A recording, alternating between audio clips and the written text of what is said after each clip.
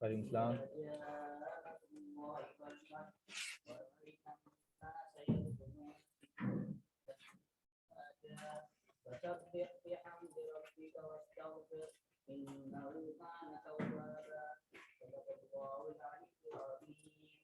बिस्मिल्लाहिर्रहमानिर्रहीम। अच्छा जी भाई, कल हमने एनपीओ शुरू किया था और एनपीओ में मैंने तुम्हें सारे कॉन्सेप्ट्स बता दिए थे। मैंने ये कहा था what ever the case is, तुम्हें सबसे पहले इनकम और एक्सपेंसेस निकालने हैं और इनकम और एक्सपेंसेस निकालने के बाद आपको देखना है कि आपका कौन सा अकाउंटिंग पॉलिसी है।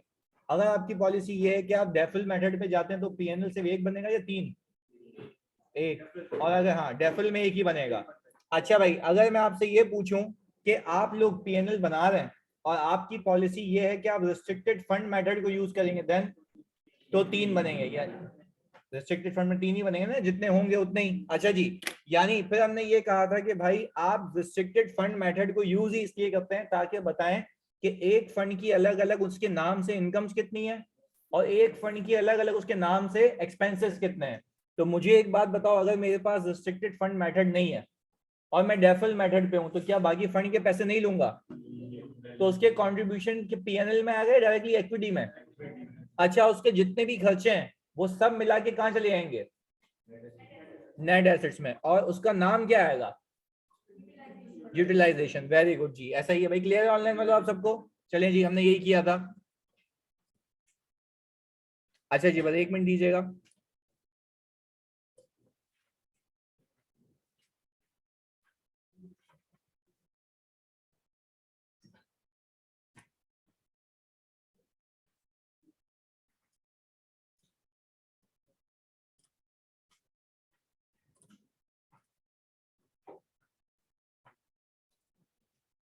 अच्छा जी, अपने पास हेडिंग डाल दीजिए concept of carrying inventory. Concept of carrying inventory.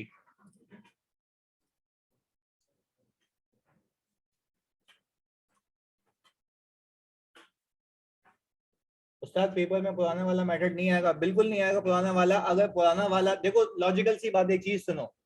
पुराना वाला मेथड, चलो मैं कहता हूँ आ गया, वो तो ज्यादा आसान है। उसमें तो वो तुम्हें परसेंटेज भी नहीं देगा कि आप इसमें फेंको, वो तो पूरा एक्सपेंस एक ही साथ आ जाएगा। क्या उसमें बाइफरकेट करने की कोई टेंशन होगी? नहीं होगी। तो वो तो सिंपल है ना मुस्तफा, उसमें तो टेंशन होनी ही नहीं चाहिए। पंगा किस में होना चाहिए? ये नए वाले में, जिसपे हम कंटिन्यूसली प्रैक्टिस भी करते हैं। एक मिनट रुकिएगा भाई, ये लगता है शो के लिए लगा के।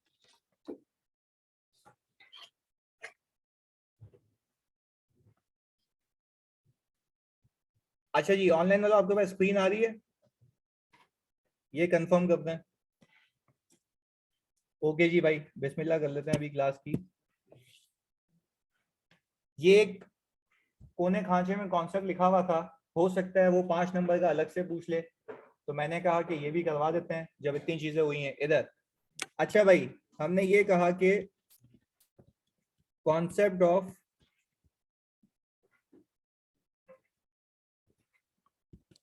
Carrying inventory.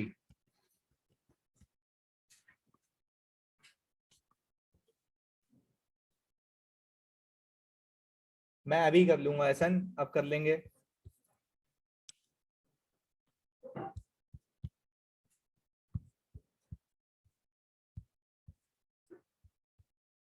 अच्छा जी भाई, इधर देखिएगा, ये फॉर एग्जांपल भाई हमारा एनपीओ है, सही है जी। अब इन्वेंट्री खरीदने के या इन्वेंट्री आने के, सर पूरे मेथड की प्रैक्टिस करें या नहीं पुराने मेथड की? अरे मुस्तफा मेरी जान, पुराने मेथड की प्रैक्टिस की नीड ही नहीं है ना। उसमें तुम जो भी अमाउंट्स इनकम एक्सपेंसेस निकालोगे वो तो सब एक ही साथ फेंकने हैं। इनकम इनकम में फेंकोगे, एक्सपेंस एक्सपेंस में फेंकोगे। उसमें तो फायदा ये है कि आपको परसेंटेज लगा के बाइफरकेट नहीं करना, वो तो सीधा सीधा हिसाब किताब। पंगा किसमें है? रिस्ट्रिक्टेड फंड मेथड में। उसमें आपको ख्याल रखना होता है, सही है। पुरानी की नहीं करो प्रैक्टिस। अच्छा भाई, ये खान सा सर, आपने जो ग्रुप में सवाल भेजा था उसमें सब्सक्रिप्शन इनकम जनरल फंड में डाली थी, वो मैंने गलत की थी। मैंने ग्रुप में बताया भी था कि मैंने कहा था वो क्लासिफिकेशन का एरर है। सही है जी, वो लिंक गलत लग गया था। आप लोग बिल्कुल सही कह रहे हैं, वो लाइब्रेरी में जाएगा और जो मिसलीनियस इनकम है वो जनरल में जाएगी। सही है जी, ये क्लियर कर दिया था मैंने। वैसे वापस बता देता हूँ आपको। सर लास्ट रिवीजन क्लास में आपने कोई न्यू कॉन्सेप्ट तो नहीं दिया था, मैंने न्यू कॉन्सेप्ट तो नहीं दिया था खैर, बट ये है कि पूरे कॉन्सेप्ट को रिवाइज लाजमी करवाया था। सही है, चलें जी अब काम की बात पे आते हैं। सर ये आ गया भाई हमारा एनपीओ, ये एक ऑर्गेनाइजेशन है जिसको हम कहते हैं नॉट फॉर प्रॉफिट ऑर्गेनाइजेशन। अच्छा भाई या तो समझिएगा मेरी बात, इस ऑर्गेनाइजेशन के अंदर, इस एनपीओ के अंदर अगर हमारे पास इन्वेंट्री आ रही है तो या तो ये इन्वेंट्री कोई लेट से डोनेट करेगा, या तो हम इसको परचेज करेंगे। पहले बताओ ये बात क्लियर हुई? मैं बिल्कुल मतलब वो अंग्रेजी थोड़ी मुश्किल लिखी हुई है तो उसको आसान करके यहाँ बता रहा हूँ अपनी जबान में। सही है जी भाई, मैंने कहा एनपीओ के पास कोई इन्वेंट्री आ सकती है, डेफिनेटली आ सकती है। अच्छा भाई ये मैं उस इन्वेंट्री की बात नहीं कर रहा जो तुम सुनना, ये उस इन्वेंट्री की बात नहीं कर रहा जो हम कैंटीन में रखते हैं फिर उससे बेचते हैं तो उससे प्रॉफिट आता है। मैं क्लियर कर दूं ये बात, ये वो वाली इन्वेंट्री है लेट से कि किसी आपका काम ये है एनपीओ का कि आप लोगों को मेडिसिन फराहम करते हैं, लोगों को। अच्छा मेडिसिन फराहम करने के लिए या तो आप एनपीओ अपना पैसा लगाएगा जो कि लोगों ने दिया होगा, वो भी तो रिस्ट्रिक्टेड फंड में ही होगा ना, कि लोगों ने इसलिए पैसा दिया है कि आप इससे क्या परचेज करें, मेडिसिन, और उन लोगों की मदद करें जो ये मेडिसिन अफोर्ड नहीं कर सकते। तो ये भी तो हो सकता है ना एक ऑब्जेक्टिव एनपीओ का। हमने कहा कि भाई हमारे पास पैसे होंगे रिस्ट्रिक्टेड फंड में, वहां से यूज होगी, इन्वेंट्री परचेज होगी, यूज होती रहेगी, वो तो एक अलग कहानी है, उसको मैं कहूंगा परचेज ऑफ इन्वेंट्री। अच्छा ये परचेज ऑफ इन्वेंट्री या तो मैं खुद कैश में खरीदूंगा, या तो एक बंदा आके मुझे, प्लीज समझिएगा, एक बंदा आके मुझे डोनेट करके चला जाए। क्या डोनेट करके चला जाए? इन्वेंट्री डोनेट करके चला जाए। पहले बताओ दोनों में चीजें क्लियर हैं? चलें जी आगे। मैंने कहा कि भाई एनपीओ के पास ऐसी इन्वेंट्री जो कि बिकेगी नहीं, यूटिलाइज होगी, आने के दो तरीके, या तो खुद खरीद ले या तो डोनेशन आ जाए, यहां तक कोई इशू नहीं है। चलें जी आगे देखते हैं। फिर वो कहता है कि जब इसके पास इन्वेंट्री आए और कोई डोनेट करके जाए तो इस एनपीओ को एक एंट्री बनानी पड़ेगी, इन्वेंट्री डेबिट। ऐसा ही है, हमने यहाँ पे लिख दिया भाई इन्वेंट्री हो गई डेबिट। ये कौन एंट्री बना रहा है? एनपीओ। अच्छा इन्वेंट्री के डेबिट होने का जानी मतलब क्या है? मतलब ये है कि ये अभी आपका, प्लीज सुनिएगा, अभी आपका ये एक्सपेंस नहीं हुआ है, ये क्या हुआ है? एसेट बना है। एसेट है ना, एक्सपेंस कब होगा? जब ये यूज हो जाएगी। भाई तुम नॉर्मल एंट्री पे देखो सीओजीएस कब होती है? जब बिक जाए। क्या ये यूज हुई है या अभी आई है? चलिए जी हमने कहा कि भाई ये इन्वेंट्री एसेट है इस एनपीओ का। पहले बताओ यहां तक कोई मसला? बिल्कुल बेसिक बेसिक लेके चलते हैं ताकि समझ आए। चलिए जी इन्वेंट्री आई है सीधी सीधी, भाई परचेज करूंगा तो उसकी एंट्री क्या बनती है? Inventory debit cash credit. ये तो मेक सेंस, मुझे भी पता है इधर। चलिए जी अब मुझे एक बात बताएं, ये तो आ गया एसेट मेरे पास। अब मैंने ये कहा कि मुझे क्रेडिट क्या करना है, पंगा तो यहां है, इन्वेंट्री आई है, एसेट आ गया, अब मेरी बैलेंस शीट ही आउट हो गई, डेबिट तो आ गया, क्रेडिट क्या करें? डोनेशन? नहीं सब्सक्रिप्शन गलत, वेरी रॉन्ग यार, सब्सक्रिप्शन तो वो मेंबर्स की होती है इधर। अब मैं तुम्हें अगर एक बात बताऊं, सुनिएगा, मतलब सीख लेते हैं। अब आप अपने आप से एक सवाल पूछेंगे, जब वो इन्वेंट्री दे के गया क्या उसने कुछ बोला? तुम्हें कैसे पता भंगियों, मैंने बोला ही नहीं है अभी, सबक तो करो तो मना कर रहे उधर। अच्छा भाई मैंने बोला जब वो इन्वेंट्री दे के गया तो आप अपने आप से सवाल पूछेंगे क्या वो कुछ बोल के गया था? अगर तो वो कुछ बोल के गया था, सही है जी, एक मिनट रुकिएगा भाई, ये हम जरा, क्या कह रहा है भाई? तो तेरे को इशारों से बोल के जाएगा, हाँ मोती वाला, और तेरे को इशारे तो बहुत अच्छे समझ आते हैं, है ना इधर। अच्छा भाई सुने, वट एवर द केसेस, वो इन्वेंट्री दे के गया, उसने कुछ भी नहीं बोला, दैट मीन्स के सीधी सीधी इनकम, सीधी सीधी आप इसको जनरल में ले जाओगे, लॉजिकल सी बात है। चलें जी यानी मैंने कहा कि आप इसको फेंक देंगे सीधा सीधा कहां पे? जनरल फंड में। जनरल फंड क्या हो जाएगा? क्रेडिट। लॉजिकल सी बात है ना, क्योंकि आपकी जेब से कुछ लगा नहीं है, सीधी सीधी इनकम, कुछ बोला भी नहीं तो जनरल फंड में चला गया। डोनेशन, तो डोनेशन क्रेडिट होगा तो कहां होगा ये भी तो डिसाइड करोगे, जनरल फंड में। अभी हम लोग वो पुराने वाले मेथड पे नहीं है, चौरंगियां 3 है हमारे पास, सही है जी, तो हमने जनरल फंड में फेंक दिया इधर। अच्छा भाई, अब इन्वेंट्री के नाम से नहीं आएगा, इसको लिखेंगे डोनेशन, डोनेशन अगेंस्ट इन्वेंट्री।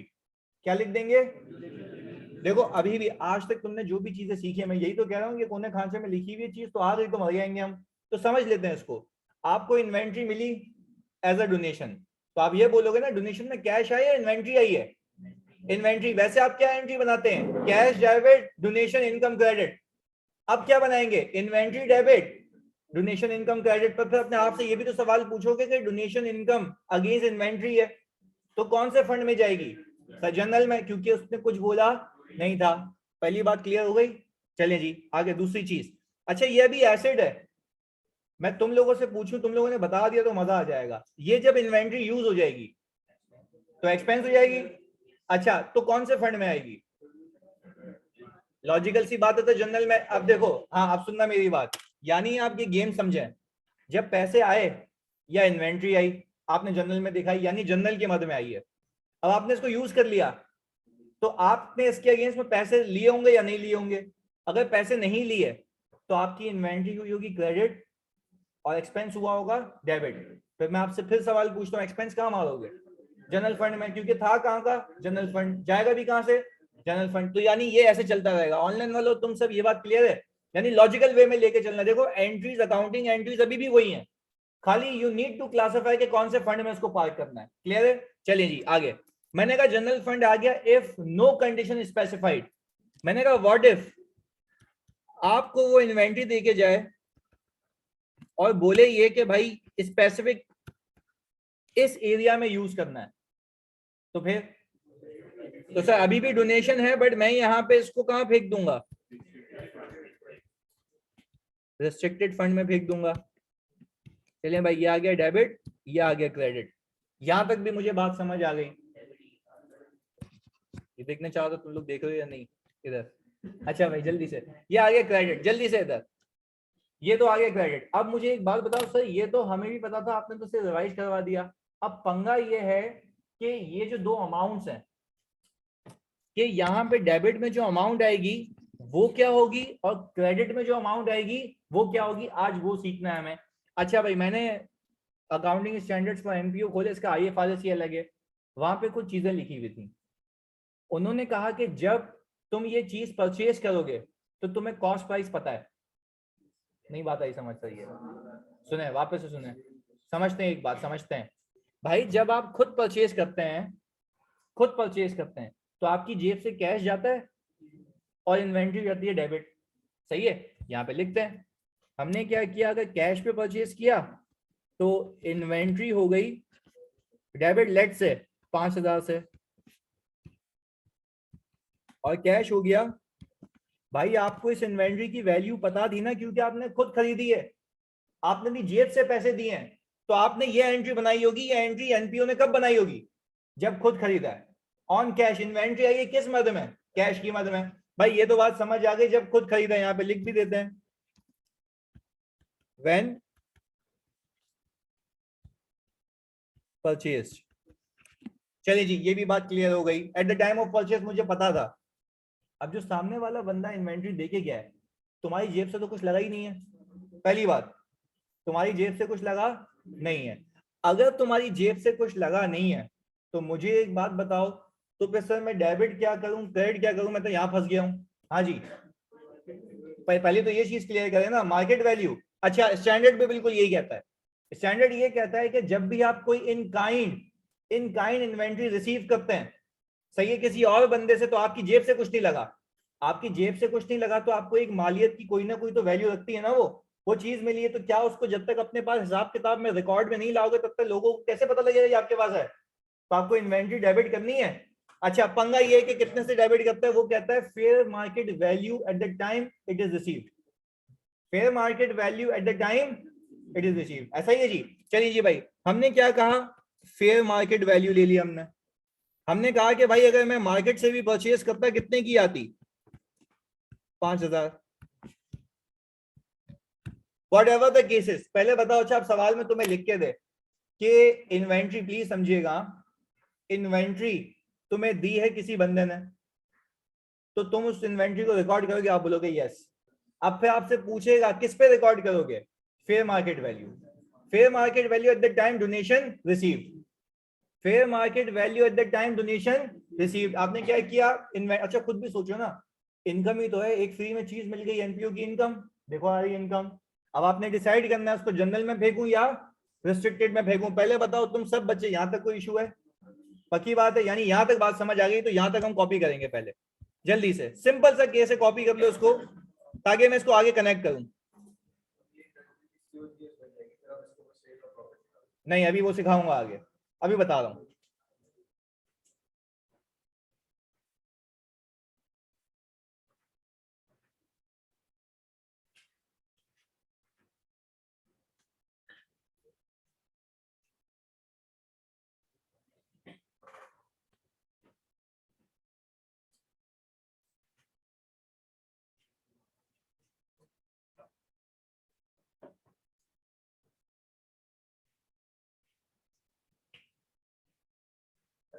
जी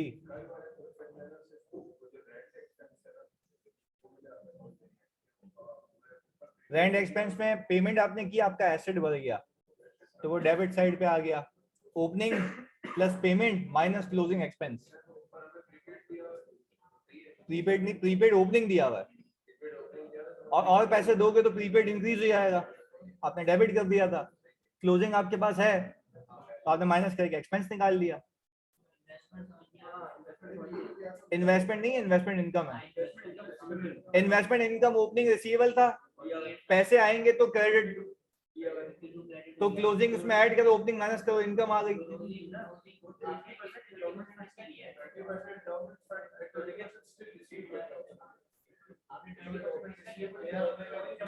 सिर्फ पैसों का लिया था मैंने, 20% सिर्फ कैश का। बिल्कुल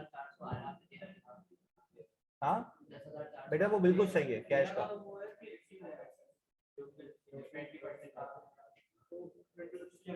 बिल्कुल जनीता, भी इन्वेंट्री बेचना भी सिखाता हूँ।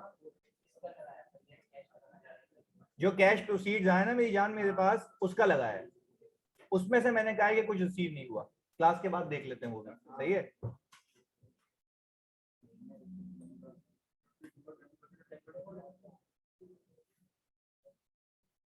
मैं बिल्कुल भेज दूंगा एहसन, और क्वेश्चंस भेज दूंगा। पहले सांस तो ले लो, ये तो कर लें, बाकी हो गए तुम्हारे सवाल।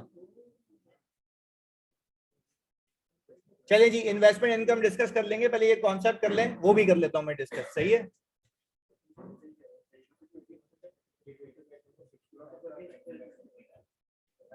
हो गया। अच्छा भाई यानी अब सुनिए इधर, जानी सुकून से एक बात समझें। मैंने ये कहा कि भाई मुझे इन्वेंट्री रिसीव हुई है, एक ऐसी कॉन्सेप्ट है एज अ डोनेशन, मैंने कहा ये एसेट बन जाएगा जब तक यूज नहीं होती है। फिर आपसे एक सवाल पूछा जाएगा कि भाई आप बताएं कि इसको रिकॉर्ड कितने पे करूं, आप बोलेंगे कौन सी value, fair market value, fair market value at the time donation receive. Clear है भाई, ये कॉन्सेप्ट आ गया। और फेयर मार्केट वैल्यू का जो भी गेन है, अपने आप से ये पूछेंगे कि किस मद में दिया गया, कुछ भी नहीं बोला, जनरल में कुछ बोला गया तो वहां फेंक देना, क्योंकि आप फंड अकाउंटिंग अलग अलग कर रहे होते हैं, मेक सेंस, कोई मसला। चलें जी आगे। अब सर इसकी आगे की कुछ कहानियां बता देते हैं आपको, अभी चेक कर लेते हैं। अच्छा भाई कुछ चीजें यहां पे लिख रहा हूं, तो जरा इस पे फोकस कीजिएगा आप लोग।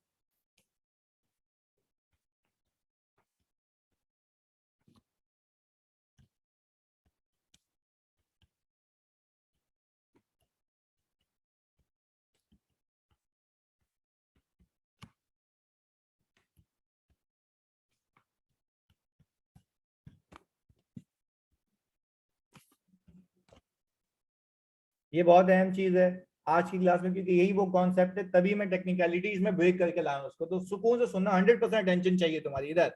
भाई बेसिक कॉन्सेप्ट तो बता दिया मैंने, क्या फेयर मार्केट वैल्यू पे रखेंगे, कहानी खत्म। अब आगे सुने। अब आपको स्टैंडर्ड ये कहता है, स्टैंडर्ड नॉर्मल स्टैंडर्ड नहीं, नॉर्मल आईएफआरएस नहीं, अकाउंटिंग स्टैंडर्ड्स फॉर एनपीओ, उसके बारे में बता रहा हूं, सही है। नॉर्मल स्टैंडर्ड नहीं है तो उसको बेंचमार्क रूल ना बना लेना, इधर सुनना। वो कहता ये है कि अगर हम इन्वेंट्री को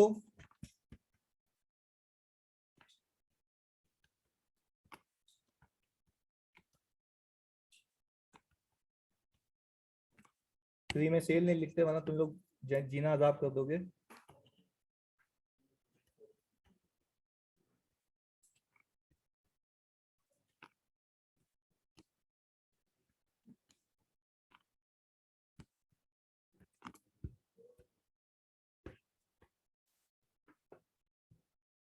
अच्छा वैसे IS2 का प्रिंसिपल पता है तुम लोगों को? लोअर ऑफ कॉस्ट और NRV ऐसा ही है। चलो अल्लाह का शुक्र है। इधर यहाँ पे गेम अलग है। वो बोलता है लोअर ऑफ,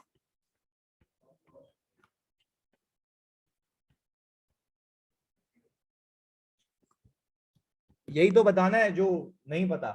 इधर सुनो, मतलब देखो एक हो सकता है या 5 नंबर का सवाल है या फ्री के नंबर होंगे।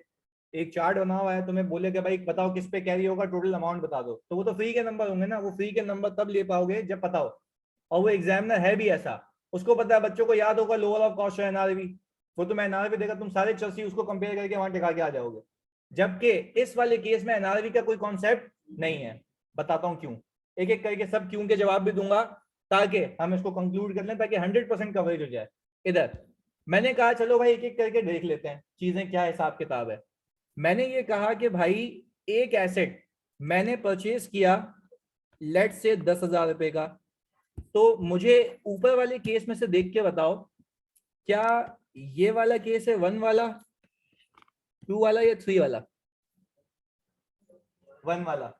मैंने खुद परचेज किया है तभी तो उसकी कॉस्ट है। अगर खुद परचेज नहीं करूंगा तो कॉस्ट कितनी आ रही होगी? 0। क्यों 0?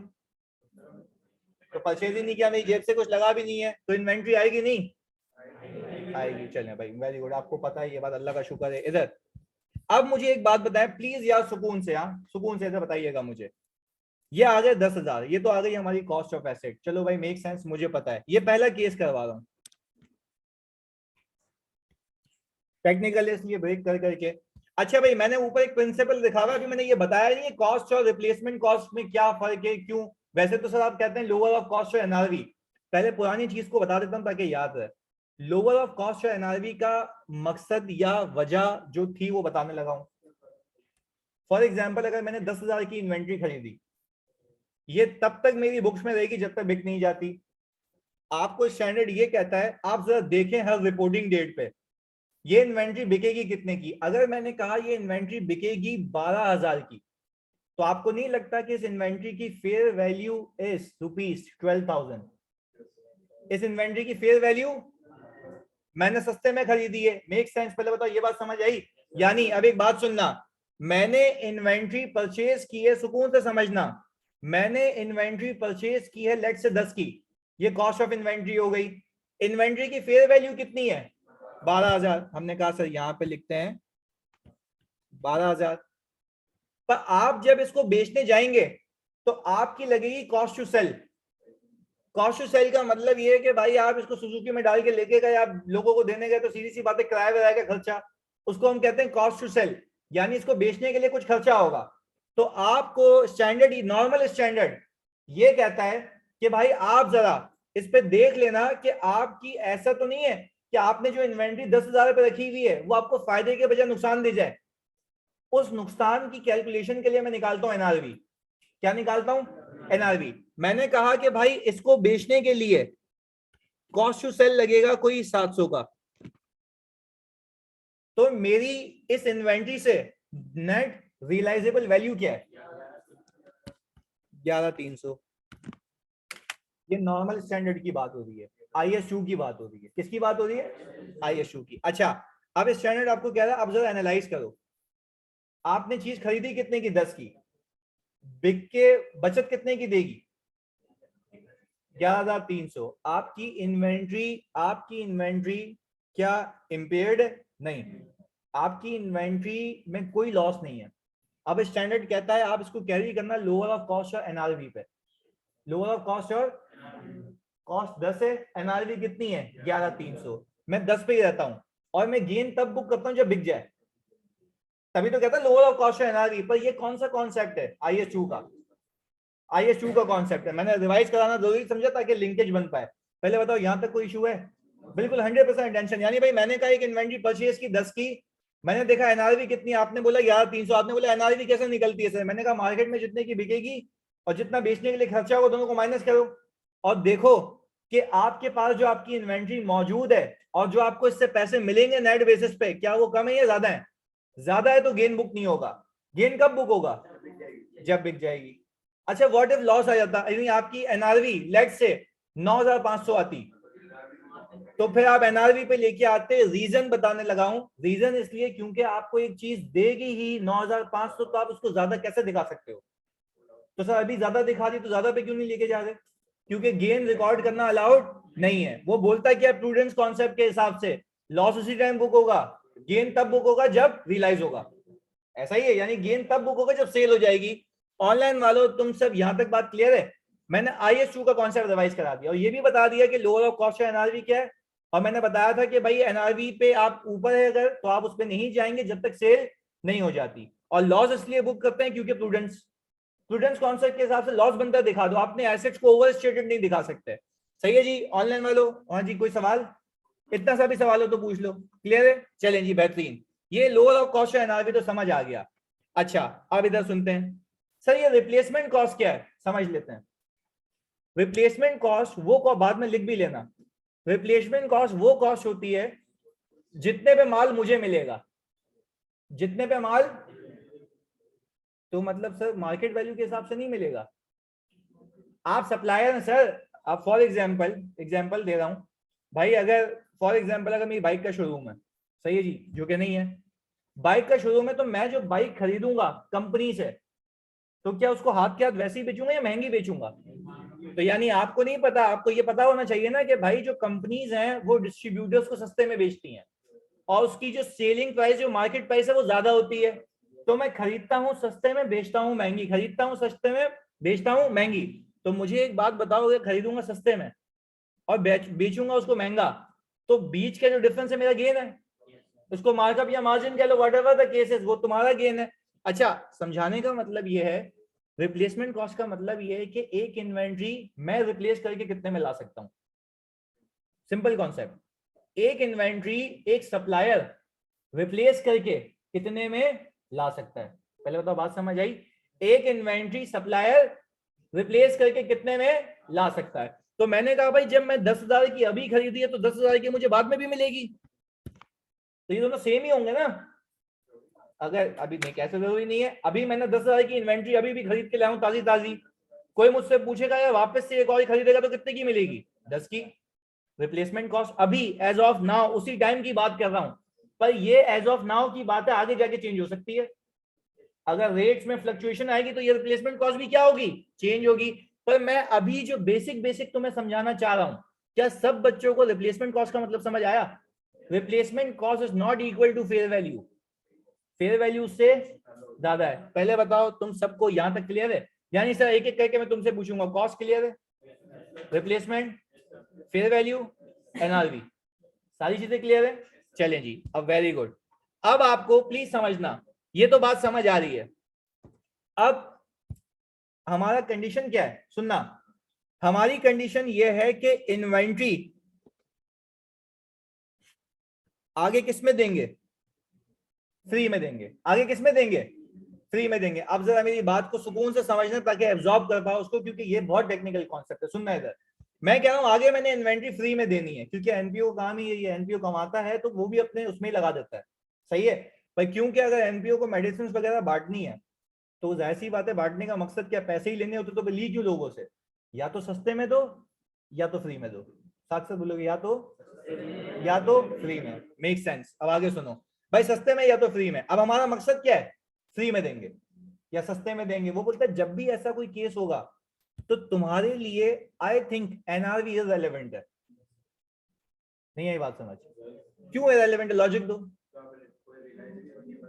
कोई वैल्यू ही रियलाइज नहीं होगी। बेहतरीन जवाब भाई, कोई वैल्यू रियलाइज नहीं होगी। तो मैं तभी तो कह रहा हूं एनआरवी की तो पहले निकाल के फेंक दो। तभी देखो ऊपर क्या लिखा हुआ है, लोअर ऑफ कॉस्ट और रिप्लेसमेंट कॉस्ट। पहले बताओ बात समझ आई? मैं कह रहा हूं लोअर ऑफ कॉस्ट और रिप्लेसमेंट कॉस्ट। भाई इसका मतलब ही यही है कि आप एनआरवी को उसको बाहर क्यों कर रहे हो? क्योंकि बेचनी नहीं है। बेचनी नहीं है तो ये क्या देखना तुम्हें कि रियलाइज कितने में होगी। ये बात समझ आई? चलें जी इधर, यानी सर हमने एनआरवी को निकाल के साइड में कर दिया क्योंकि हमें बेचना नहीं है। ये बात क्लियर हो गई कि एनआरवी साइड में लग गई। अच्छा, अब दो चीजें बची हैं, कॉस्ट बच गई, रिप्लेसमेंट कॉस्ट बच गई। अच्छा अब देखें, वो बोला लोअर ऑफ पे रखिएगा। लोअर ऑफ पे। इस वाले केस में कितने पे रखूं? 10 पे। तो 10 क्यों कह रहे हो? दोनों सेम है। दोनों क्या है? सेम है। वेरी गुड जी। इधर अब इधर देखें भाई, ये आ गया जी, यानी दोनों सेम है, हमने किसी पे भी रख लेना है। आपने कहा भाई आंसर आपका 10,000 है, यहां तक कोई पंगा? चलें जी, अगले केस पे लेके चलता हूं और क्लियरिटी के लिए। कॉस 0 आ रही है, 0 कैसे आ सकती है? डोनेशन से। चलें जी, इधर चलें, मेक सेंस अभी देख लेते हैं, तुमसे पूछता भी हूं। मैंने कहा कि जो इन्वेंट्री मुझे मिली है 9,000, कितने पे रिकॉर्ड करूं? कितने पे रिकॉर्ड करूं? नहीं, तो ये फेयर वैल्यू आ गई ना, ऊपर क्या लिखा हुआ था? फेयर मार्केट वैल्यू पे। नहीं, तो मैं रिकॉग्निशन की तो बात कर रहा हूँ कि इन्वेंट्री किस पे रिकॉग्नाइज करूंगा। मैं तुमसे आखिरी चीज पूछ रहा हूँ, 9,000 पे करेंगे? गलत। सुनो, यही तो सिखा रहा था, सुनो सुनो, यही तो सीखना है आज। 9,000 पे नहीं करूंगा। 9,000 पे इसलिए नहीं करूंगा, मेरी नीयत इसको आगे और बेचना थोड़ी ना है। मुझे डोनेशन मिला है, आप बोले सर आप देखें कि रिप्लेसमेंट कॉस्ट क्या है।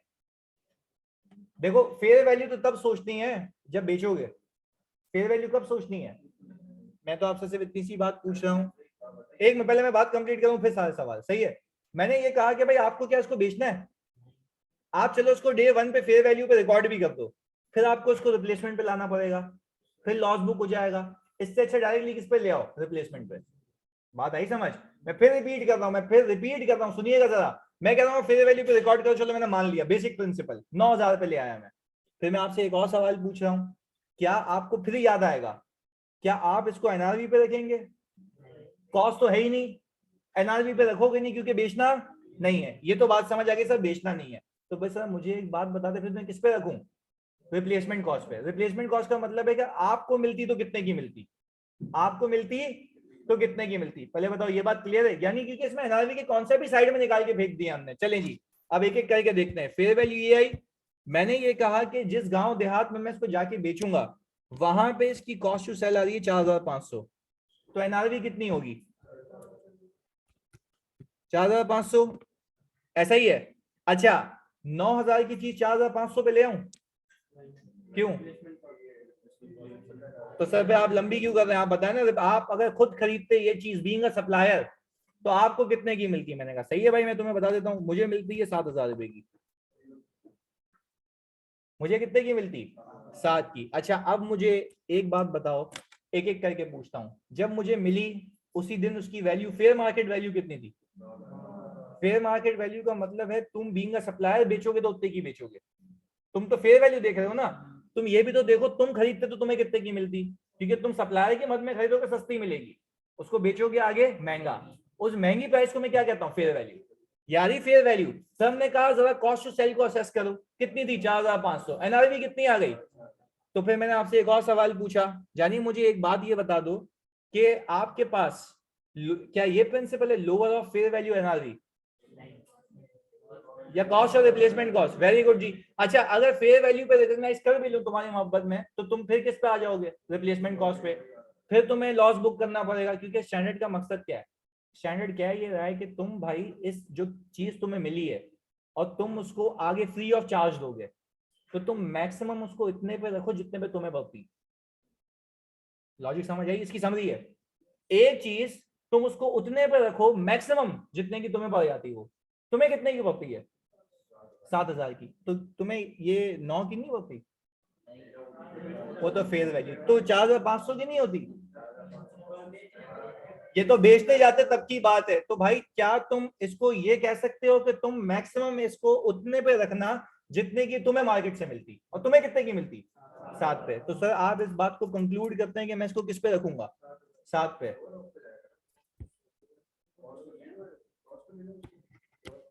नहीं नहीं, एक मिनट एक मिनट, ये जो आपकी रिप्लेसमेंट कॉस्ट है ना, ये वाली, यानी आपको कॉस्ट तो नहीं पड़ेगी, पर जो रिप्लेसमेंट आपकी आ रही है ये वाली 7, इसको 7 पे रखोगे जब तक ये यूज नहीं हो जाती। अरे मतलब अगर कॉस्ट हो तो लोअर पे, अगर कॉस्ट नहीं है तो मैक्सिमम कितने पे रखेगा? 7 पे रिप्लेसमेंट पे। सही है जी। 0 पे देखो, अच्छा लॉजिकल सी बात है, 0 पे लेके जाओगे तो मतलब 0 रिकॉर्ड हो रहा है, तो उसकी यूटिलाइजेशन कैसे दिखाओगे? तो जीरो ही जा रही होगी ना, यानी एक्सपेंस भी तो आप भी जीरो, यानी आपको प्लीज समझिएगा, आपको इसमें करना है क्या समझना। पहला प्रिंसिपल, आपने कहा कि भाई आप पहले इन्वेंट्री ले आए, आपने देखा बेसिक प्रिंसिपल क्या है, फेयर वैल्यू। बेसिक प्रिंसिपल क्या है, फेयर वैल्यू। आप उसको अगर नॉर्मल, अच्छा आपको ये कहा गया कि आपको इन्वेंट्री मिली है, आपको उसको नॉर्मल कोर्स ऑफ बिजनेस में बेचना है, तो फिर कॉन्सेप्ट कौन सा अप्लाई होगा? लोअर ऑफ कॉस्ट और एनआरवी। लोअर ऑफ कॉस्ट और एनआरवी वाला जब नॉर्मल सीन है, आपने कहा अगर आपको उसको फ्री ऑफ चार्ज देना है, तो आप फिर जाएंगे किस पे? लोअर ऑफ कॉस्ट और रिप्लेसमेंट कॉस्ट पे। अब एक और चीज सुनना, रिप्लेसमेंट कॉस्ट की बारी मुझे समझ आ रही है, फिर मैंने कहा कि कॉस्ट होगी, अगर कॉस्ट होगी तो उसको किससे कंपेयर करोगे? रिप्लेसमेंट कॉस्ट से। अब इन दोनों के लोअर पे अगर कॉस्ट नहीं है, तो इन्वेंट्री जब आई है उसको तब तक एसेट में रखना जब तक वो यूज नहीं हो जाती, तब तक एसेट में रखना तब तक वो यूज नहीं हो जाती। अब सुनिए एक और बात, फिर मैंने आपको ये कहा कि जैसे ही आपके पास इन्वेंट्री आ गई, आपने इसको यूज कर लिया, आपने कुछ पैसे तो नहीं लिए होंगे, आपने पैसे तो नहीं लिए होंगे, तो उसकी एंट्री क्या बनाओगे? Inventory credit medicine use debit. और मेडिसिन यूज एक एक्सपेंस हो जाएगा, जनरल में होगा तो जनरल में फेंक देना, स्पेसिफिक में होगा तो स्पेसिफिक में फेंक देना। आप खुद भी एक लॉजिकल बात सोचो, आपने इसको फेयर वैल्यू पे नहीं रखा था क्योंकि आपको ये पता ही कितने की, 7 की, तो आपने रखा हुआ भी कितने पे था? 7 पे। ऑनलाइन वालों तुम सब ये बात क्लियर हो गई जी? फी जमीन बांट हूँ फ्री में, अगर कॉस्ट टू कॉस्ट देते तो मेरा कोई लॉस ही नहीं होता। नहीं ना मेरी जान, कॉस्ट टू कॉस्ट देता अगर मैं, तो अगर कॉस्ट टू सेल को इग्नोर कर दूं तो कोई लॉस नहीं है, अगर कॉस्ट टू सेल को कंसीडर कर दो तो लॉस है। तो फिर एक और चीज सुन लो, चलो एक और चीज सुनो इधर, मैंने सिर्फ ये बताना है इसमें तुम्हें रखना किस पे? लोअर ऑफ कॉस्ट और रिप्लेसमेंट कॉस्ट। अगर तुम कॉस्ट टू कॉस्ट दे रहे हो तो सीधी सी बात है, जितने पे इन्वेंट्री उतने से जाएगी उतने पैसे आ जाएंगे, कॉस्ट टू सेल का अलग से एक्सपेंस बुक हो जाएगा। कॉस्ट टू सेल वैसे भी अलग से ही बुक होता है, सही है, वो तो खाली एनआरवी टेस्टिंग के लिए कंसीडर करते हैं। क्लियर है? चलें जी, कोई मसला है यहां तक? अब जी नहीं, डोनेशन पे देखना है आपको, देखो फॉर एग्जांपल आपको डोनेशन मिला, सही है, अब आपको कोई कंडीशन नहीं है कि आपको फ्री में देना है, क्या करना है, तो आप क्या करेंगे? मार्केट में उसको बेचेंगे, सही है, मार्केट में उसको बेचेंगे, तो वो तो फिर वही नॉर्मल कॉन्सेप्ट आई है का। ये कब आएगा लोअर वाला? जब कंडीशन नहीं हो, जब फ्री ऑफ चार्ज होगा, जब फ्री ऑफ चार्ज होगा। क्लियर है? अच्छा भाई, जब फ्री में आए हैं तो एसेट में रिपोर्टिंग कॉस्ट पे शो करेंगे। अच्छा भाई तो सुनो वापस से, मैंने कहा एक चीज फ्री में मिली है, समझ लेते हैं इस बात को, आखिरी चीज है, एक चीज फ्री में मिली, सही है, अपने आप से सवाल करोगे क्या आपको उसको आगे फ्री में देना है? अगर जवाब आता है ना, तो आप उसको फेयर वैल्यू पे रखोगे, तो आप उसको, क्योंकि वो आपको maximum economic benefit fair value के देगा। ऑनलाइन वालों तुम सब पहले बताओ, ये बात समझ आई? अच्छा, आपके पास एक चीज है इन्वेंट्री के नाम पे, आप प्लीज समझना, आपके पास एक चीज है इन्वेंट्री के नाम पे, आपको ये कहा गया, सुकून से सुनना ये बात, आपको ये कहा गया कि भाई आपको उसको फ्री ऑफ चार्ज आगे देना है, तो आप फेयर वैल्यू पे रखेंगे या कॉस्ट और रिप्लेसमेंट कॉस्ट? पर आप बोलेंगे सर कॉस्ट तो इसमें होगी नहीं, क्यों? पैसे नहीं दिए। अच्छा फिर आपको क्या फेयर वैल्यू पे रखूंगा या रिप्लेसमेंट पे?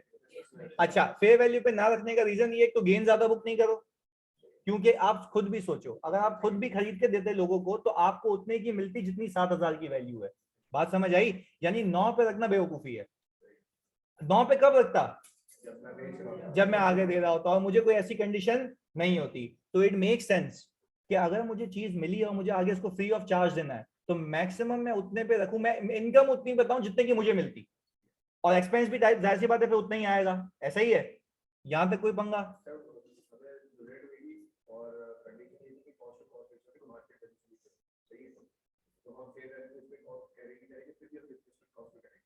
मार्केट वैल्यू से नीचे बेचो या फ्री में बेचो, रिप्लेसमेंट कॉस्ट पे आएगी, सही है। देखो लॉजिक कुछ एक और तरीके से लॉजिकली देखते हैं ना, भाई मैंने कहा कि एक चीज 9,000 वाली है, मुझे मिल गई फ्री में, सही है, मैंने ये कहा कि अगर मैं मार्केट से लेने जाता, पहले 9,000 की इनकम में रिकॉर्ड करने लगा था, फिर मुझे स्टैंडर्ड ने रोक दिया कि तुम 9 की इनकम रिकॉर्ड नहीं करोगे। रीजन बता रहा हूँ, 9 की इनकम इसलिए नहीं रिकॉर्ड करोगे क्योंकि फिर तुम्हें 9 का फिर पूरा लॉस भी बुक करना पड़ेगा। 9 का क्यों लॉस बुक करना पड़ेगा?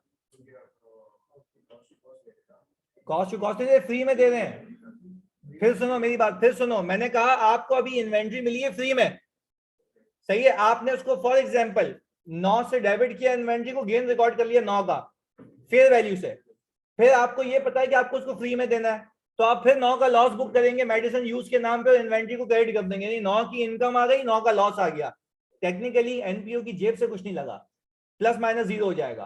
पर जब आएगा तो एसेट है और इनकम है, जब जाएगा तो एसेट खत्म हो जाएगा, एक्सपेंस रिकॉग्नाइज हो जाएगा, 9 से हो जाएगा।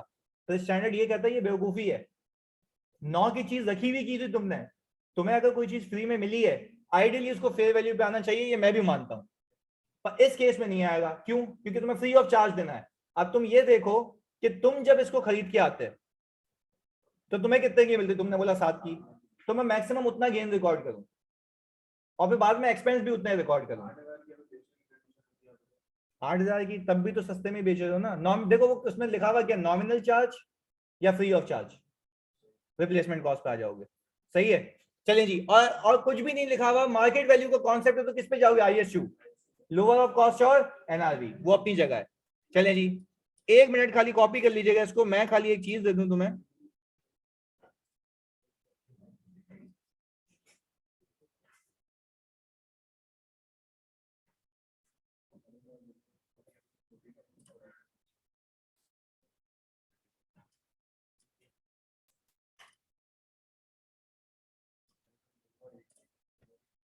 अच्छा भाई, ऐसे ही एक बेसिक सी चीज है।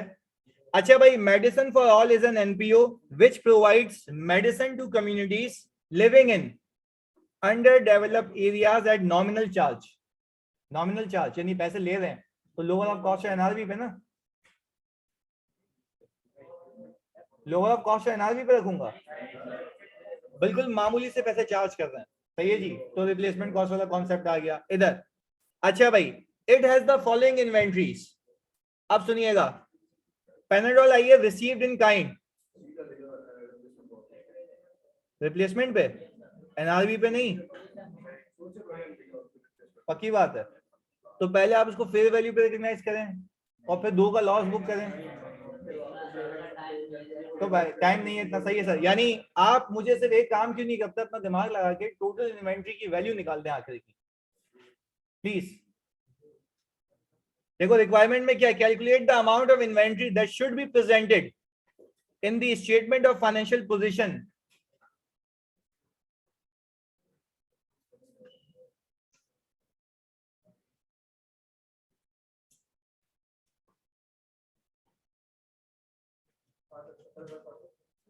चेक करते हैं।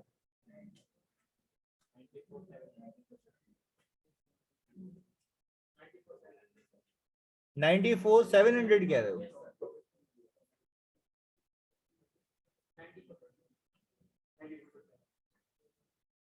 हाँ जी, बाकी भी निकाल लें।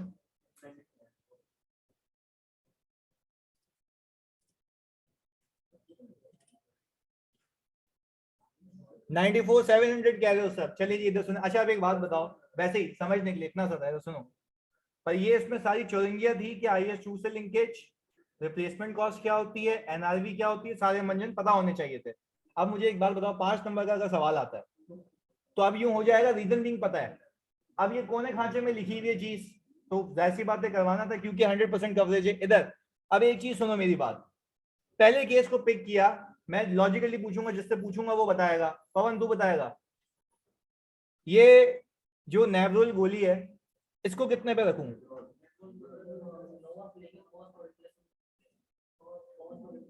कॉस्ट पे ले लूं? कितने पे, 24 पे? तो 24,500 क्यों नहीं? लॉजिक बताओ इसकी, 24,500 क्यों नहीं?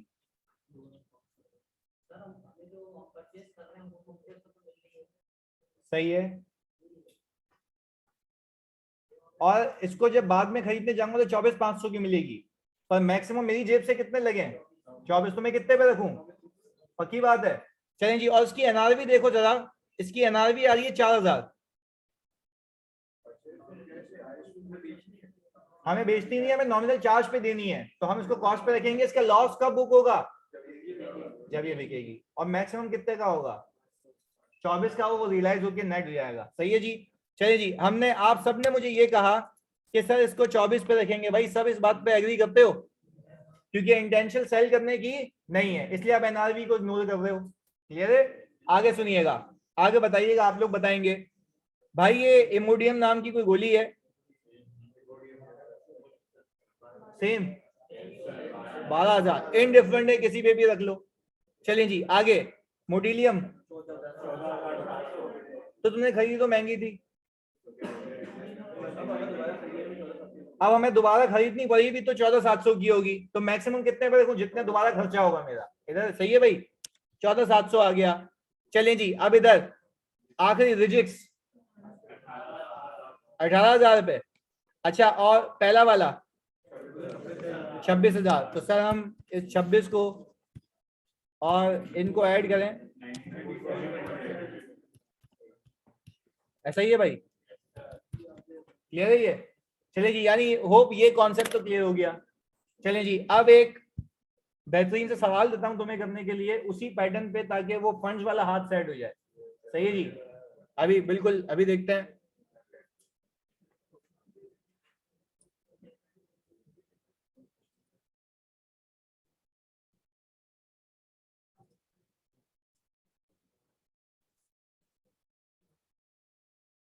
ये बस इतना सा सवाल है।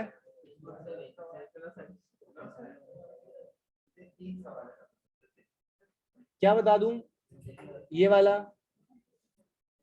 जब नॉमिनल वैल्यू पर देंगे तो सुन लो जानी, मैं तुम्हें एंट्री बना देता हूं ताकि आपका ये कंफ्यूजन भी दूर हो जाए। नॉमिनल वैल्यू की एंट्री भी बना लो इधर। अज्यूम कर लेते हैं, अज्यूम कर लेते हैं कि पहले वाले में से बेच दिया, सही है, अज्यूम कर लेते हैं। तो मैंने ये किया होगा कैश डेबिट सेल्स क्रेडिट, ऐसा ही है। मैंने सिंपल एनआरवी उठा ली, सही है, कितने की 6,000 की, जो कि सेल और कॉस्ट टू सेल अलग अलग से बुक होता है, मैंने डायरेक्टली उठा लिया आसानी के लिए समझाने के लिए। जनीता पहले बताओ ये बात क्लियर है, मैं भी भेज देता हूं उसको ग्रुप पे, पहले ये बता दो, इसकी एक्यूरेट एंट्री बना देते हैं, आ जाओ भाई। कैश मुझे बताओ कितना मिलेगा, 28,000 फेयर वैल्यू के हिसाब से। आपको ये पता है ना एनआरवी और फेयर वैल्यू का डिफरेंस कॉस्ट टू सेल है, 22,000 रुपए की कॉस्ट टू सेल दिखती है यहाँ पे, ऐसा ही है 22,000 रुपए की। हमने क्या किया, कॉस्ट टू सेल का एक्सपेंस बुक किया और कैश किया क्रेडिट, कितने से 22,000 रुपए पे। आप देखें आपके पीएनएल में नेट कितना गया सेल के नाम पे, 6,000। हाँ जी पहले तुम सब बच्चे बता दो ये एंट्री क्लियर है। आपने देखो सिंपल एक काम किया, आपने बोला कि भाई पहली इन्वेंट्री में से उठा के आपने नॉमिनल वैल्यू पे बेच दिया। नॉमिनल वैल्यू का मतलब है आपने कुल मिला के 6 पे बेचा है, कुल मिला के 6 पे बेचा है। आपने कहा कि भाई इसकी एंट्री यूं बना देते हैं, 6 पे बिक गया, मैं इसकी यूं भी एंट्री बना सकता हूं, कैश डेबिट सेल्स क्रेडिट कितने से 6,000 रुपए से, सही है। ये सिंपल सिंपल एंट्री बना दी मैंने, कॉस्ट टू सेल वगैरह को अलग करके नहीं, नॉमिनल वैल्यू दिखा दी। अब मैं तुमसे पूछता हूं, ये सेल आपके इनकम एंड एक्सपेंडिचर अकाउंट में आएगी, आप इस पे क्या लिखेंगे, sale of medicine, sale of medicine. अच्छा जी फिर इसकी एक एंट्री बनती है, सीओजीएस आपने डेबिट किया होगा और इन्वेंट्री को किया होगा क्रेडिट। अच्छा भाई इन्वेंट्री को क्रेडिट कितने से किया होगा, 26 से, क्योंकि कैरी कितने पे की हुई थी, 26 पे। अच्छा भाई अब क्योंकि ये नॉर्मल पीएनएल तो नहीं है, आपको accounting standards for not for profit organisation कहते हैं कि आप एक लाइन आइटम में गेन या लॉस दिखाएंगे, सही है जी। तो क्या मैं loss from sale of medicine दिखाऊं, तो क्या 26 का दिखाऊं या 26 माइनस 6, 26 माइनस 6 कितना हो गया, 20,000 का लॉस आ जाएगा मेरा। अब ये आपके ऊपर है कि या तो इसको जनरल फंड में दिखाना है या स्पेसिफिक में दिखाना है, डिपेंडिंग अपॉन के इंस्ट्रक्शन क्या थी। यानी सिंपल सी एक बात है ना, लॉजिकली सोचते हैं। मैंने ये कहा कि भाई 26 की इन्वेंट्री मुझे मिल गई डोनेशन के नाम पे, सही है जी। 28 की इन्वेंट्री थी, मैंने रिप्लेसमेंट पे कैरी किया हुआ था, मैंने इसको बेचा कितने का, 6 का। मुझे एक बात बताओ, जब तुमने इसको नॉमिनल चार्ज पे बेचा तो तुम्हारी जेब से, तुम्हारे एनपीओ की जेब से कितने लग गए, 26, उसके अगेंस्ट में आए कितने, नेट कितने का लॉस, 20 का। तो मुझे तुम लोग एक बात ये बताओ कि जब मैं एनपीओ का इनकम एंड एक्सपेंडिचर अकाउंट बनाऊंगा तो उसमें जो खर्चा दिखाऊंगा अपना नेट, वो कितना दिखाऊंगा, 20, क्योंकि हम यही बताएंगे ना कि सेल ऑफ मेडिसिन पे इस एनपीओ को लॉस इतना हुआ है, क्लियर है। और लॉस क्यों हुआ सर, ये तो फायदा होना चाहिए। लॉस क्यों हुआ है पवन? लॉस क्यों हुआ है? एनपीओ को लॉस हो रहा है?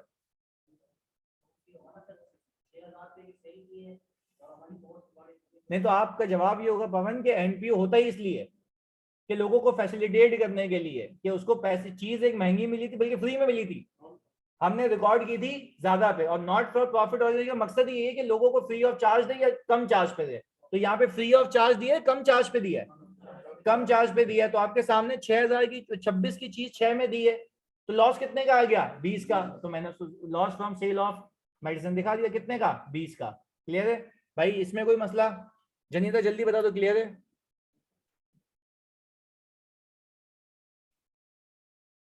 अली मैंने अज्यूम किया ना ये मेरी जान, सही है? अच्छा भाई अब एक सवाल दे देता हूं मैं।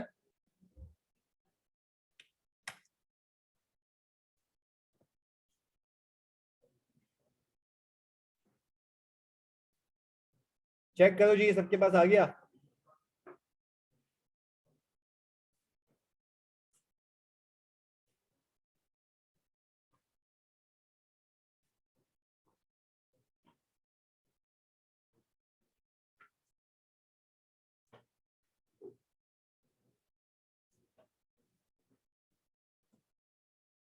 नहीं आया अभी? अभी आ जाएगा।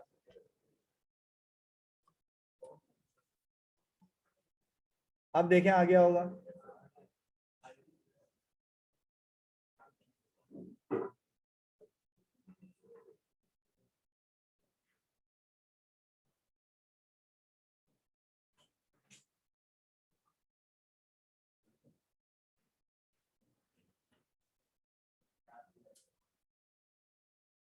अच्छा जी भाई आ गया, मैं इसको रीड कर लेता हूं ताकि आपको एक आइडिया भी हो जाए इसमें।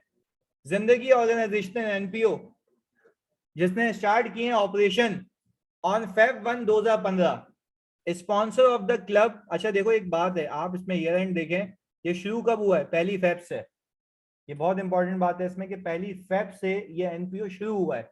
अब अगर मैं देखूं तो देखें मेरा ईयर एंड 31 दिसंबर, यानी अल्लाह का शुक्र है हमारे पास ओपनिंग बैलेंसेस जीरो होंगे, ओपनिंग बैलेंसेस जीरो होंगे, but there might be a possibility कि क्लोजिंग बैलेंसेस हो या उसकी कोई हिंट हो। सही है, आगे देखते हैं। Sponsor of the club contributed ₹50 million towards the general fund for the start of operation and placed the amount in bank. Following is the receipt and payment for the period from Feb 1 2015 to 31 दिसंबर 2015, यानी इसने पूरे साल की movement बता दी है। बनाई 1 Feb को है, तो इस एनपीओ को बने हुए कितने मंथ्स हो चुके हैं? 11। चलें जी अब आगे सुनिएगा। Sponsors contribution was categorised as follows. Sponsor ने जब कंट्रीब्यूट किया तो पहले ये कहा कि भाई जनरल फंड में जाएंगे, तो बाद में ये कह रहे हैं कि भाई हमने इस मद में कंट्रीब्यूट किए हैं। आगे सुनिएगा, क्या ये रहा है कि भाई जनरल फंड में द फंड इज अनरिस्ट्रिक्टेड, तो जनरल फंड हो गया। NPO has a policy to transfer ₹6 million to Zindagi fund and ₹8 million to Imdad fund. अब देखते हैं वो आगे क्या है। अच्छा भाई, the fund is used to operate the Zindagi program in which the NPO open canteens and employ the local community for their aid. ये restricted fund हो गया। The fund was established to provide financial assistance to the widows and families without bread earners. पर इसके लिए क्या लिखा हुआ है? तो सर ये कितने फंड्स हो गए आपके पास? 3, और ये 50 मिलियन की अमाउंट ऊपर से मैच कर रही है। ऐसा ही है, आगे देखते हैं। अब मुझे एक बात बताएं भाई, अच्छा क्या ये ओपनिंग में आएगा या इस साल की कंट्रीब्यूशन में? कंट्रीब्यूशन में आएगा, ओपनिंग में नहीं आएगा। वेरी गुड जी, कंट्रीब्यूशन में आएगा। इधर subscription fee of ₹24,000 per annum for 3 years has to be paid by every member, यानी हर मेंबर पे ये लागू होती है बात कि वो जैसे ही एंटर होगा 3 सालों का एडवांस पैसा देगा। The number of members, please सुनिएगा यहाँ पे, the number of membership awarded to different members at start of the below mentioned dates during the year is as follows। वो कह ये रहा है कि भाई इस साल के मतलब जब भी ये एनपीओ बना, जब जब जो मेंबर आया है उसने उस महीने के शुरू में 3 सालों के एडवांस पैसे दिए हैं। सर वो ये आ रहा है, ऐसा ही है, शुरू में उसने पैसे दिए हैं। अच्छा भाई आगे लिख के देता है, तो आपको मेरे ख्याल से आपके पास कुल मिला के पैसे इन सबका मल्टीपल आएगा, ऐसा ही है। वो टोटल प्रोसीड्स हो जाएंगी आपकी सब्सक्रिप्शन के नाम पे। तो क्या वो पूरी इनकम होगी या इनकम निकालोगे? बाकी एडवांस बचेगा तो वो लायबिलिटी में जाएगा। वो आपको अकॉर्डिंगली देखना है कि लायबिलिटी में लेके जाना है और किस तरीके से लेके जाना है। अच्छा जी, इधर आगे, the club sell beverages and all sales are billed in the first week of the next month and the payment is received in the same month. क्या ये रहा है कि फॉर एग्जांपल जो एक हम लोग यहाँ पे क्लब चलाते हैं उसमें बेवरेजेस बेचते हैं, उसकी जो बिलिंग होती है सामने वाले कस्टमर को, वो इस महीने की बिलिंग अगले महीने की कौन सी तारीख को होती है?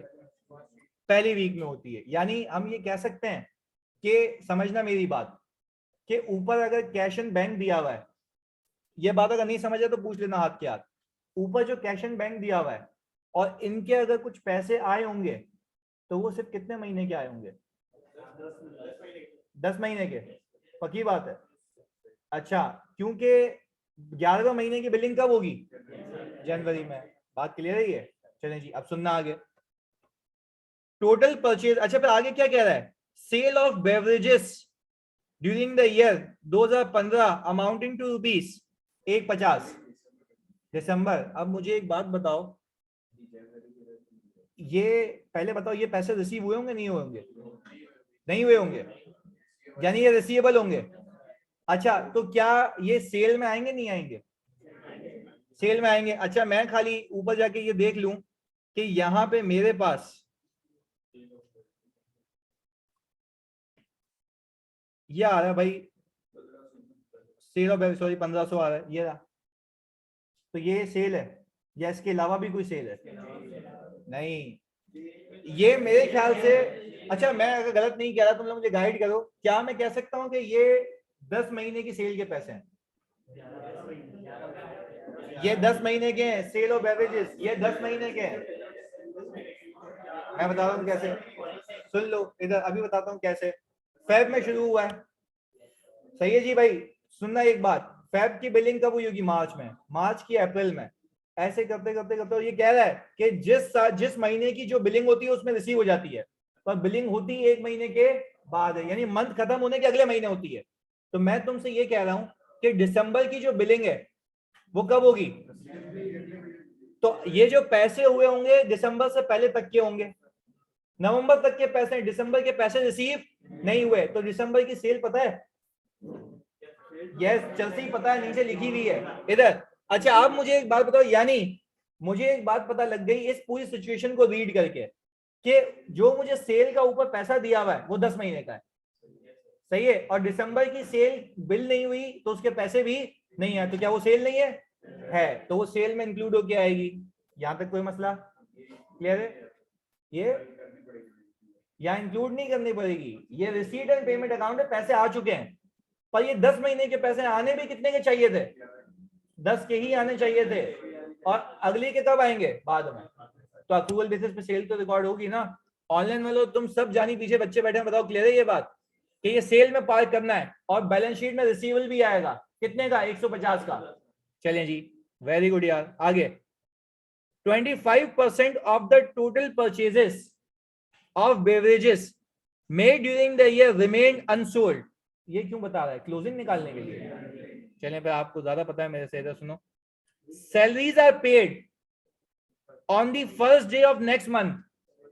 अब मैं बता रहा हूं, सैलरी जो, हाँ बिल्कुल, सेल्स में 11 महीने आएंगे। अच्छा, यानी आप ये कह रहे हैं कि अगर ऊपर कोई पेमेंट आ रही है वो कितने महीने की होगी? पक्की बात है। अच्छा चलो, एक एक खाली चीज बता दो मुझे, ये रहा भाई, ये रही सैलरी की पेमेंट आ रही है कोई 1000 रुपए की, 10 की है, तो एक्सपेंस कितने महीने का होगा? तो 11वें का कैसे निकालोगे? 100 से डिवाइड करेंगे, 10 से डिवाइड करेंगे तो हमें 1 महीने का और मिल जाएगा, वो मिला के पेबल आ जाएगा। क्लियर है? चलें जी। अच्छा भाई, आगे आगे तो सुनना। वो कह रहा है presently club is operating on the rental premises, however a plot of land has been purchased on which construction would commence shortly. Title of land अभी कंप्लीशन के बाद मिलेगा, ये खाली अंग्रेजी लिखी हुई, आगे इसको देखते हैं।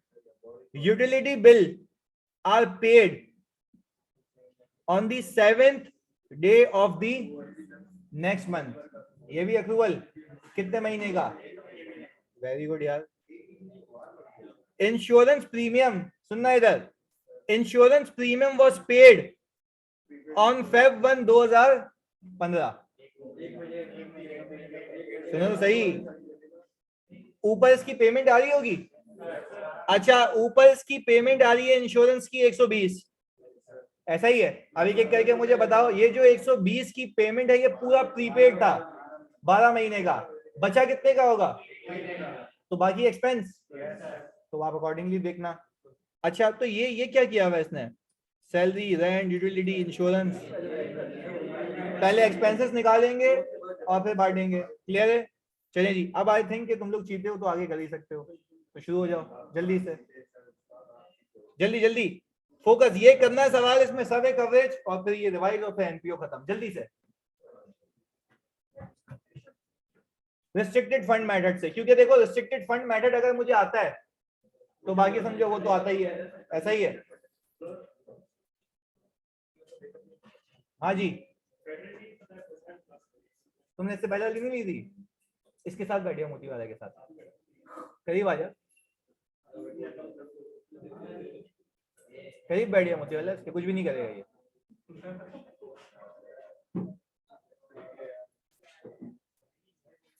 ये बिल्कुल लास्ट है. जी जी जी, बिल्कुल लास्ट है. नींदें आराम हो गई हैं सवाल बना बना के.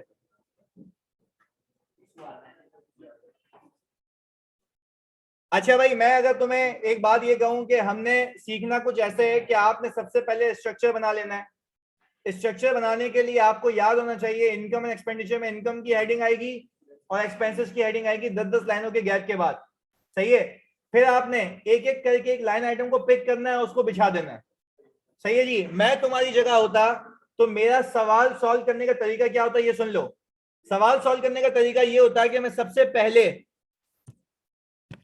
पिक करता है स्पॉन्सर्स की कंट्रीब्यूशन, क्योंकि मेरी ऐसे ही 100% कवरेज होगी. मैंने सबसे पहले रिसीट साइड को कंप्लीट करना है, फिर पेमेंट साइड को.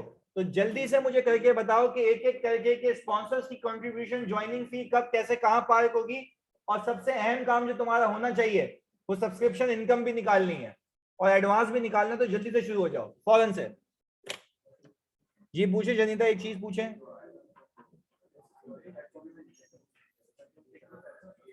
हाँ, अब तो क्या, तो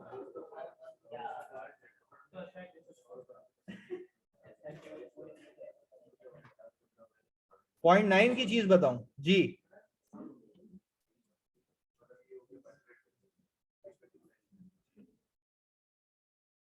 देखो ये एडवांस है ना, ये एक्सपेंस नहीं होगा, ये हटा देना उसमें से. और ये अक्रूवल बता रहा है. 0.8 बताऊं? ये प्रीपेड इंश्योरेंस से रिलेटेड है जनिता. आपने ऊपर ये इंश्योरेंस पे किया है 120 का 12 महीने का, एक महीने का प्रीपेड बचेगा, बाकी एक्सपेंस, क्योंकि 11 महीने एक्सपेंस हो जाएंगे.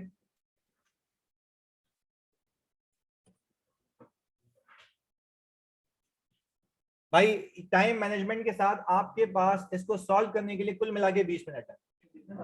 20 मिनट है इसके लिए आपके पास, और ये सवाल आएगा भी तो 20 नंबर का आएगा सलम, ऐसा.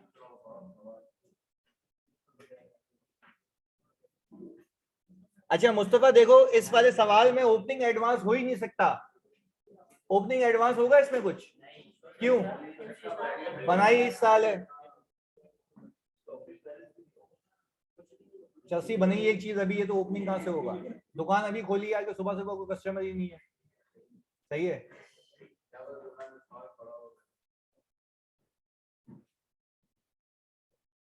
भाई इसको भी करवाना साथ साथ तूने पैटर्न. तू क्या जिंदा लाश की तरह बैठ गया? हाँ आ गया अंदर तो पीछे चला जाए ना, उसके साथ बैठे, उसको बताता भी रही.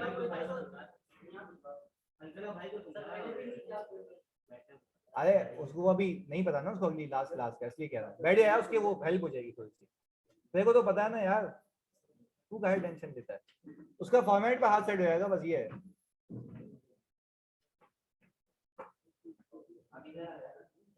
हाँ पवन इधर आ जा.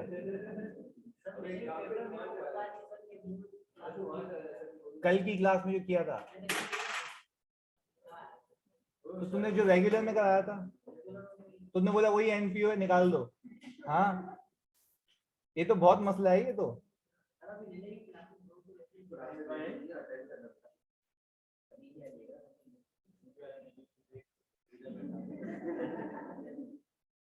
अच्छा जल्दी जल्दी जल्दी, 20 मिनट है तुम्हारे पास, तो फोकस के साथ करना ही है।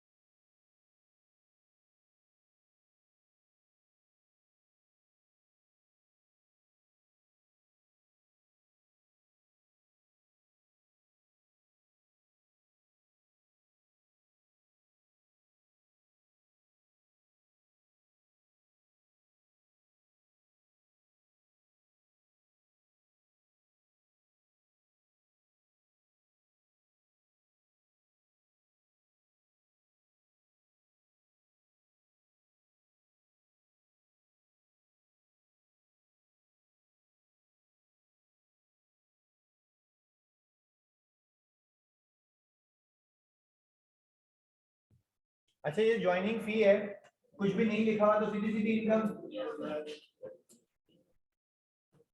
है वो भाई। हाँ जानी,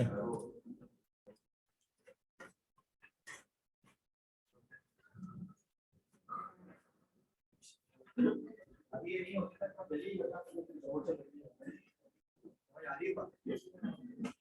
सवाल कर, ये अपने घर में बाजार वालों को भी देख के यही कहता है। शाम का बच्चा बन देख बैठे नहीं क्लास में लोग।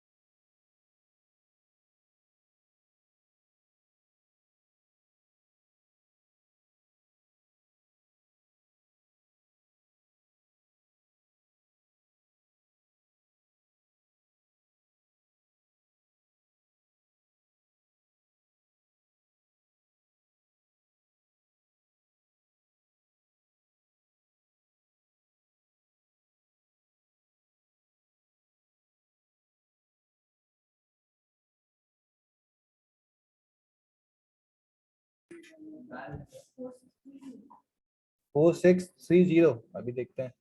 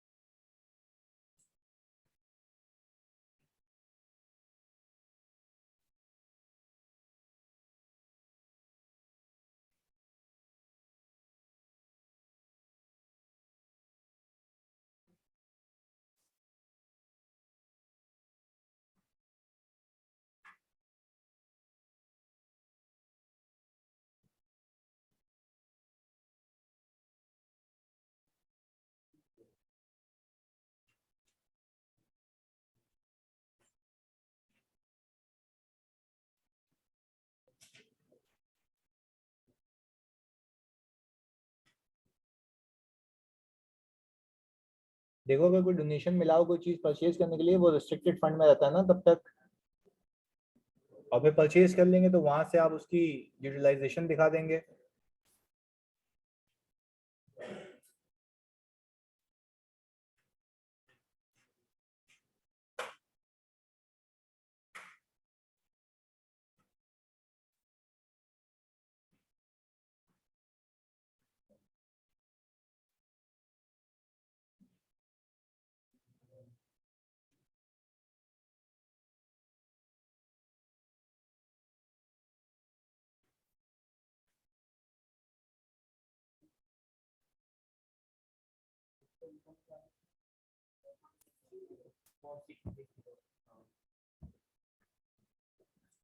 Four six three zero triple zero आ रही है बहुत सारे बच्चों की सब्सक्रिप्शन, इवन ऑनलाइन।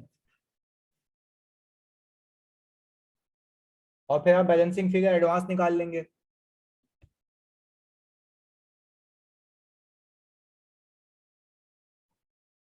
और ये सब्सक्रिप्शन इनकम कौन से फंड में जानी है? जनरल में जाएगी।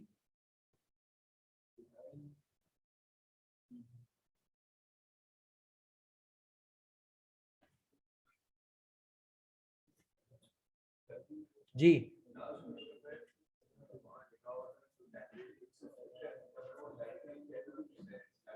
तो वहीं जाती है वो।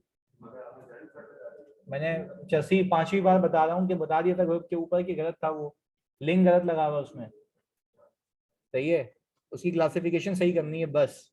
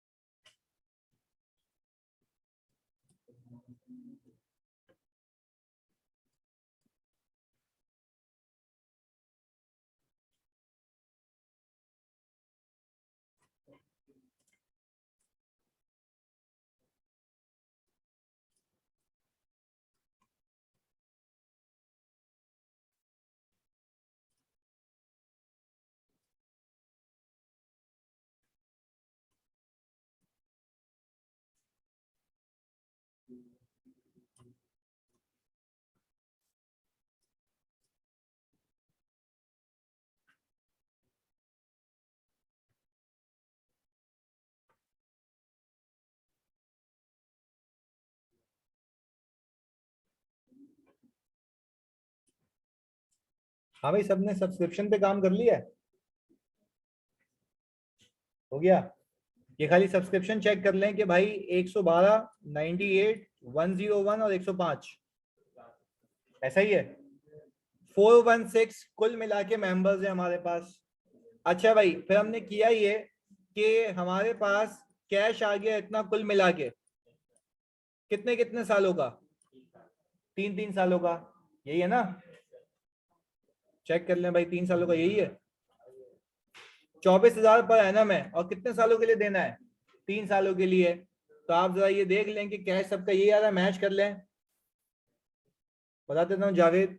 हाँ जी, इसके बाद आपने करना ये है कि आपको पता है कि 1 मार्च, अप्रैल, मई, जून, जुलाई, अगस्त, सितंबर, अक्टूबर, नवंबर, दिसंबर 10 महीने की इनकम हो गई होगी, और बकाया 2 साल और 2 महीने एडवांस में होगा।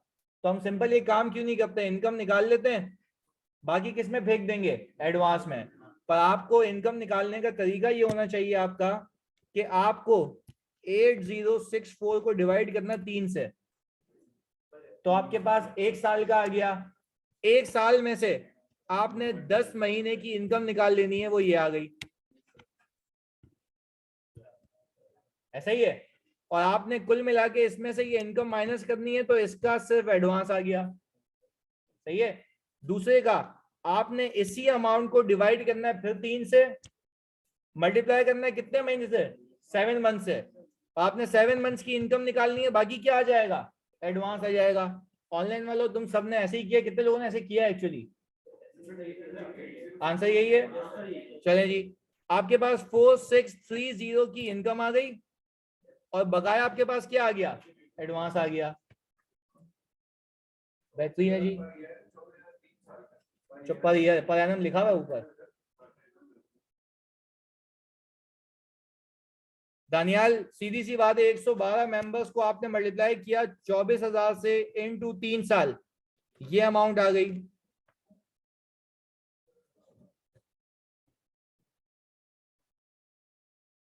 चल खैर है मुस्तफा, सही है दानियाल। और फिर आगे की वर्किंग में बता चुका हूँ। ओके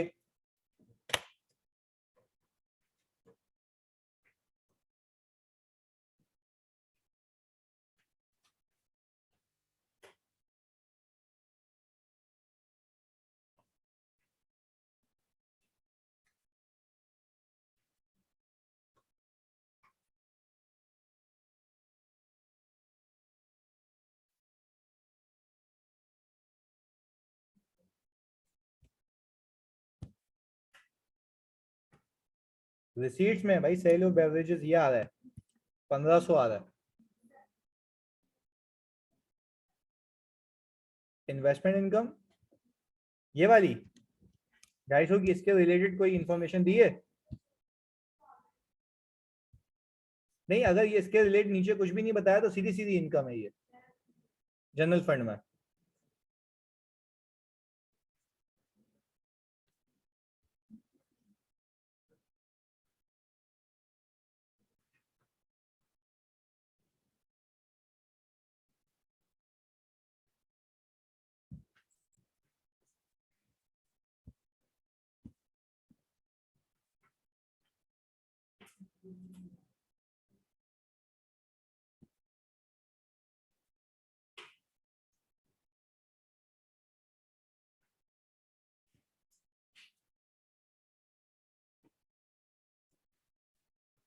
एडजस्टमेंट नंबर 11 है। हाँ ये रहा ना, देखें एडजस्टमेंट नंबर 11 आ रही है इसमें, इन्वेस्टमेंट की 50,000 रुपए की इन्वेस्टमेंट इनकम रिसीवेबल भी है, तो ऊपर प्लस ये वाला मिला के इनकम है। बिल्कुल सही है।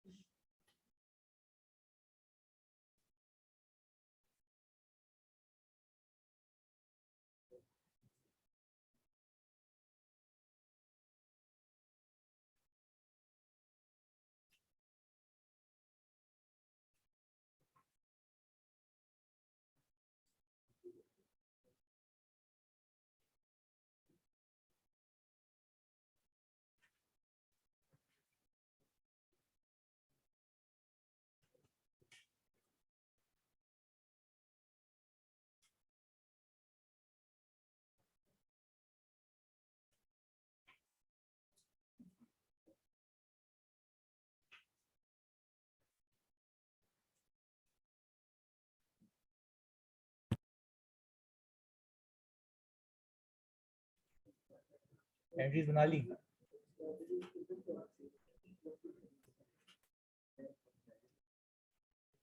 किसी ने कैंटीन की इनकम निकाली है, कैंटीन की इनकम यही है। और सैलरी एक्सपेंस आ रहा है 1100 का। बेहतरीन।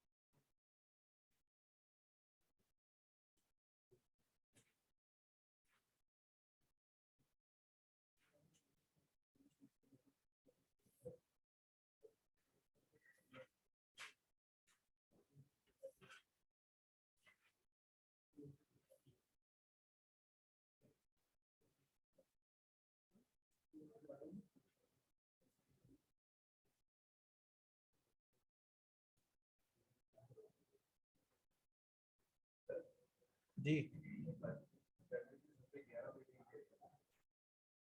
किसने कहा? नहीं, ऐसी कोई चीज लिखी हुई है ऊपर? हाँ तो उसमें कोई चीज लिखी हुई है कि वो 11 महीने की है या नहीं है? फिर परचेजेस 11 महीने की कैसे हो सकती हैं या 12 महीने की? परचेजेस तो परचेजेस है, पेबल हो सकता है, लॉजिकल सी बात है।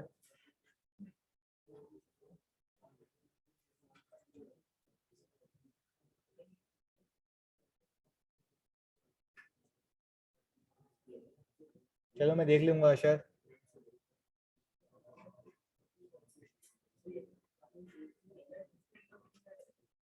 इन्वेस्टमेंट इनकम आपकी आ रही है भाई, सॉरी 300 की।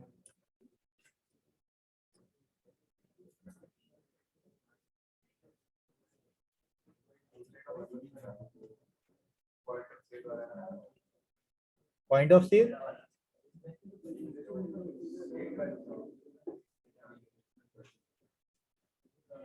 बोल रहा है कि भाई हम जो भी सेल करते हैं उस महीने की सेल की बिलिंग उसके अगले महीने करते हैं। तो लॉजिकल सी बात है, ऊपर जो पैसे आए हुए हैं वो दिसंबर के नहीं होंगे, नवंबर तक के होंगे। सही है, और दिसंबर की जो सेल है उसके पैसे अगले साल आएंगे, तो रिसीवेबल आएगा और सेल आ जाएगी। बिल्कुल।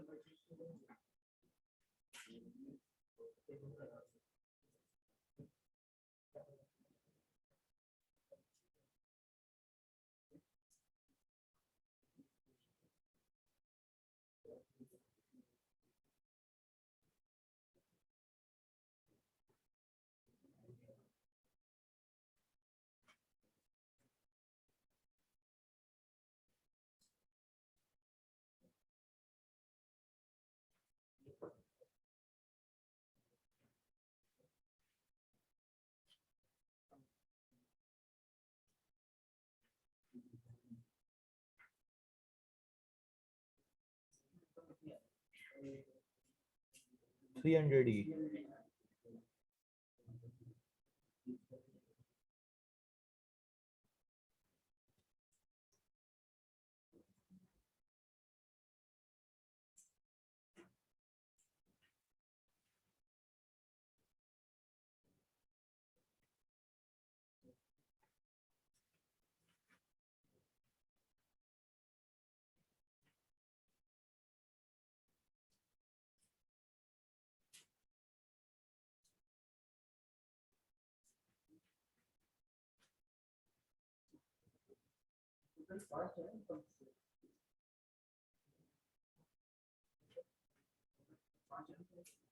टोटल इनकम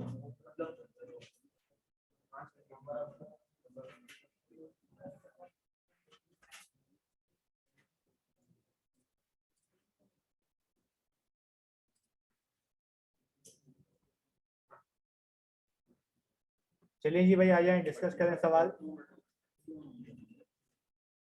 क्योंकि हमें टाइम लिमिट के साथ करना ही है। 20 मिनट दिया ना।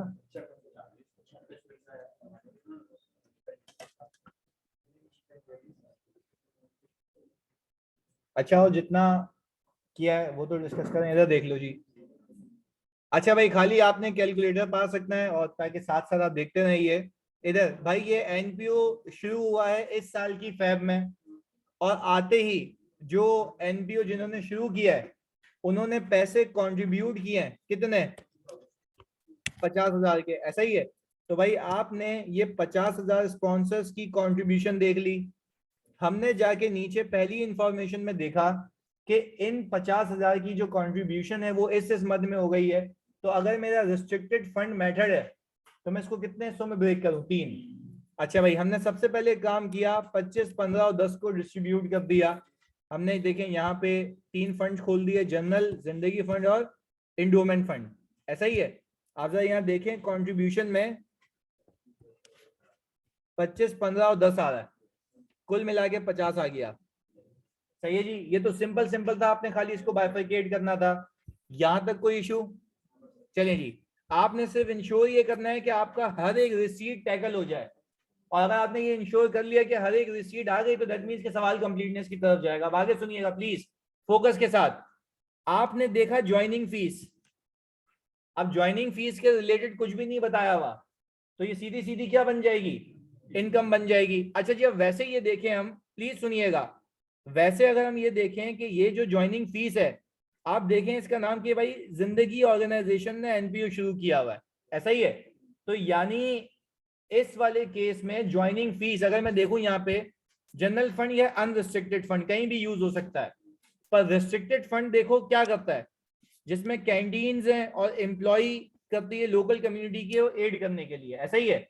यानी सुनना, हम करते ही है कि यहाँ पे हमने कैंटीन खोली हुई है और लोगों को जॉब अपॉर्चुनिटीज फराहम करते हैं, ऐसा ही है ना। यहाँ पे ये लिखा हुआ है ना, employ the local community for their aid, ये बता रहा है बातें। अच्छा भाई, अब मैंने ये देखा कि 20800 की मेरे पास ज्वाइनिंग फीस आई है और इसके रिलेटेड कुछ भी नहीं बताया हुआ कि हम डेफिल मेथड पे करते हैं, तो ये सीधी सीधी क्या बन जाएगी? इनकम। अगर ये इसमें लिख के देता कि हम हर साल हम इसमें से कुछ लेके जाते हैं इनकम में, तो ये भी लायबिलिटी बन जाती और ओवर द पीरियड कहाँ ट्रांसफर होती? इनकम में। चलें जी, हमने क्या किया, 20800 को उठा के सीधा सीधा ज्वाइनिंग फीस यहाँ फेंक दी। यहां तक कोई पंगा? ये दो तो बिल्कुल सीधे सीधे थे यार, इसमें कोई पंगा नहीं था। सही है जी, अब चलते हैं अगले पे। Sir subscription from members I है 29952, ऐसा ही है। ये कितने सालों की सब्सक्रिप्शन है? 3। अगर ये तुमने नीचे वर्किंग सही की है तो इससे कैश मैच होना चाहिए। मैच हो रहा है?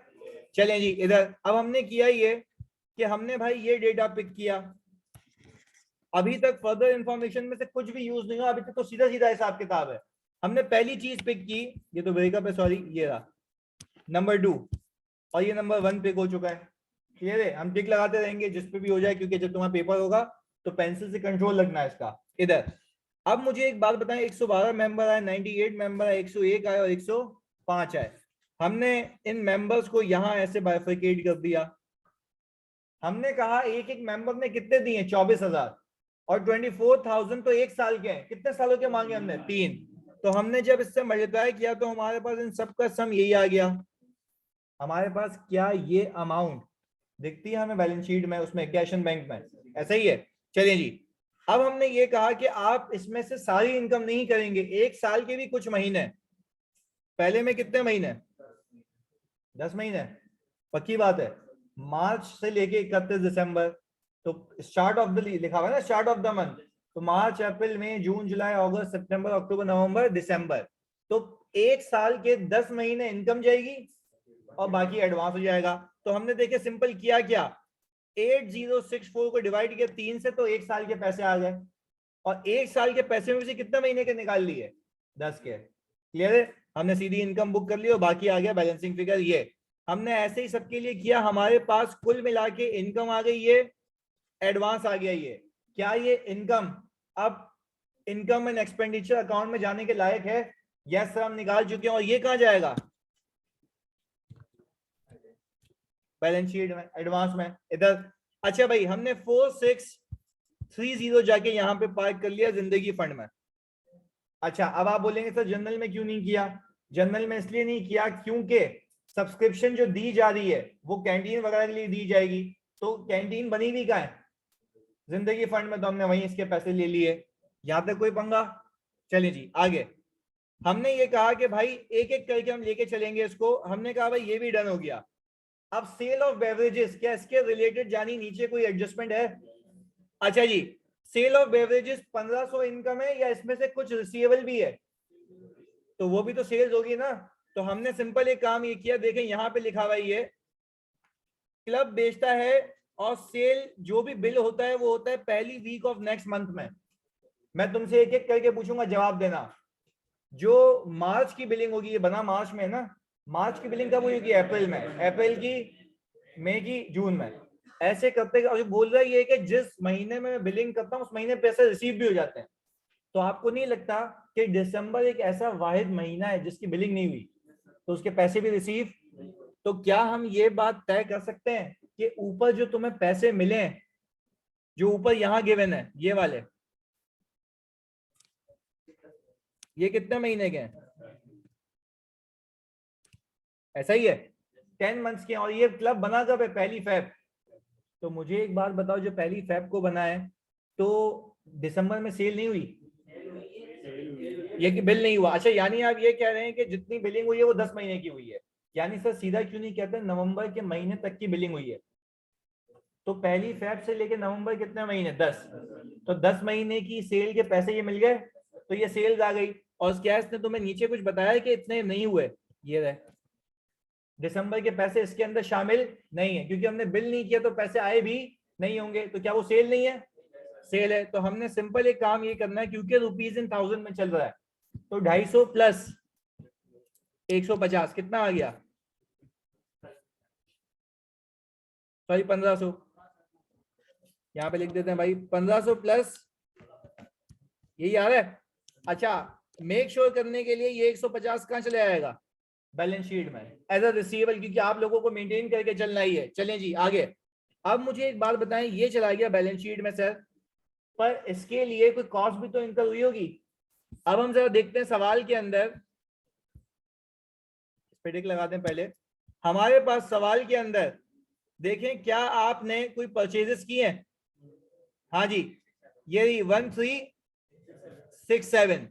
मैंने आइडियली इसको पूरा सीओजीएस मान लेना था कि जो परचेज किए वो यूज हो गई, पर क्या इसके रिलेटेड कोई इंफॉर्मेशन बताई है? वो कह ही रहा है कि 25% ऑफ टोटल परचेज अब तक बिका नहीं है। तो अब तक अगर नहीं बिका तो क्या सीओजीएस में चार्ज हुआ होगा या क्लोजिंग में होगा? क्लोजिंग में होगा। तो हमने किया ये कि सर सिंपल 1367 का 25% ले लिया, ऐसा ही है। 1367 का जानी 25% देख लो, यही बनता है 341, ऐसा ही है।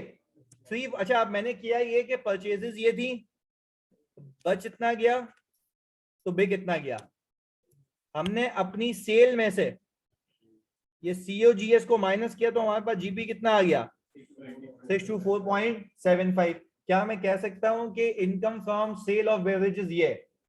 तो सर हमने सीधा सीधा इसको कौन से फंड में फेंकूं? जिंदगी फंड में। वेरी गुड जी। तो सर 624.75, ये यहाँ पे राउंडिंग ऑफ का फर्क आ रहा है बस। क्लियर है? चलिए जी। अब इसके बाद सर हमने एक एक करके टिक लगा दिया। अब इन्वेस्टमेंट इनकम आ रही है। आइडियली जो पैसे दिख रहे हैं मुझे वो इनकम होनी चाहिए, पर क्या इसने नीचे कुछ बताया इसके रिलेटेड? जो इसमें 50,000 है वो अभी भी रिसीवेबल है, ये वाले। तो अगर रिसीवेबल है तो इनकम भी तो है। अब मुझे एक बात बताओ, ये मेरी बैलेंस शीट में जाएगा? इन्वेस्टमेंट इनकम रिसीवेबल के नाम पे मेरी कुल मिला के इन्वेस्टमेंट इनकम कितनी आ गई? 300। और देखिए मैंने इसको कौन से फंड में पार्क किया है।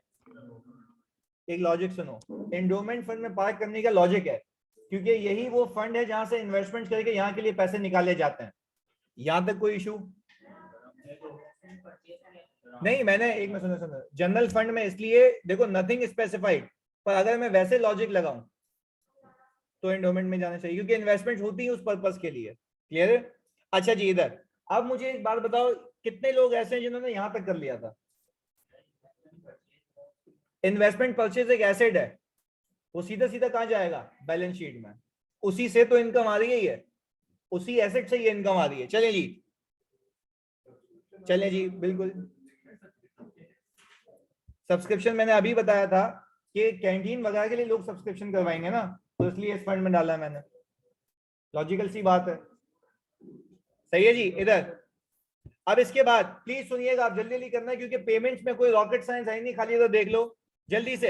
अब देखें आपके सामने मेरी सीक्वेंस क्या थी, मैंने सबसे पहले रिसीट साइड को खत्म किया, उसके रिलेटेड चीजों को, अब हम पेमेंट साइड को केटर करेंगे और ये कंप्लीट हो जाएगा। इधर देखना भाई, इसमें से अभी सर सिर्फ यही डन हुआ है। अच्छा भाई, अगर डेप्रिसिएशन की बात करें, हाँ भाई बोल, निकल जा फिर। अच्छा बता जल्दी। चलसी उसने पूछा था अभी, इन्वेस्टमेंट परचेज एक एसेट है, जैसे पीपी को परचेज करते हैं फिर वो डेप्रिशिएट होता है, इन्वेस्टमेंट को परचेज करते हैं उससे इनकम आती है, सही है। चलिए जी इधर अब प्लीज सुनिएगा, ये जो इन्वेस्टमेंट परचेज की है आपने, ये सीधी सीधी कहां जाएंगी, बैलेंस शीट में। मुझे सिर्फ एक चीज ये बताओ, ये जो इन्वेस्टमेंट परचेज की 10,000 की अमाउंट है, क्या ये रेवेन्यू एक्सपेंडिचर है कैपिटल एक्सपेंडिचर है? तो सीधा देखें हम बैलेंस शीट में लेके जाएंगे, जब बैलेंस शीट बनाएंगे इसको वहां क्लब कर देंगे भाई, इसमें कोई इशू। चलिए जी, just like a PP, but ये डेप्रिशिएट नहीं होता। चलिए जी, हमने सर ये बैलेंस शीट में दिखा देना है, एक एक करके तुम लोगों ने बताना है। आप खुद देखेंगे यहाँ पे, आपने फर्नीचर और वैन के लिए पैसे दिए, ओपनिंग पीपी मोदी वाला क्या है, ओपनिंग पीपी जल्दी बता। चलो वेरी गुड, ओपनिंग पीपी नहीं है, क्या ये एडिशन है?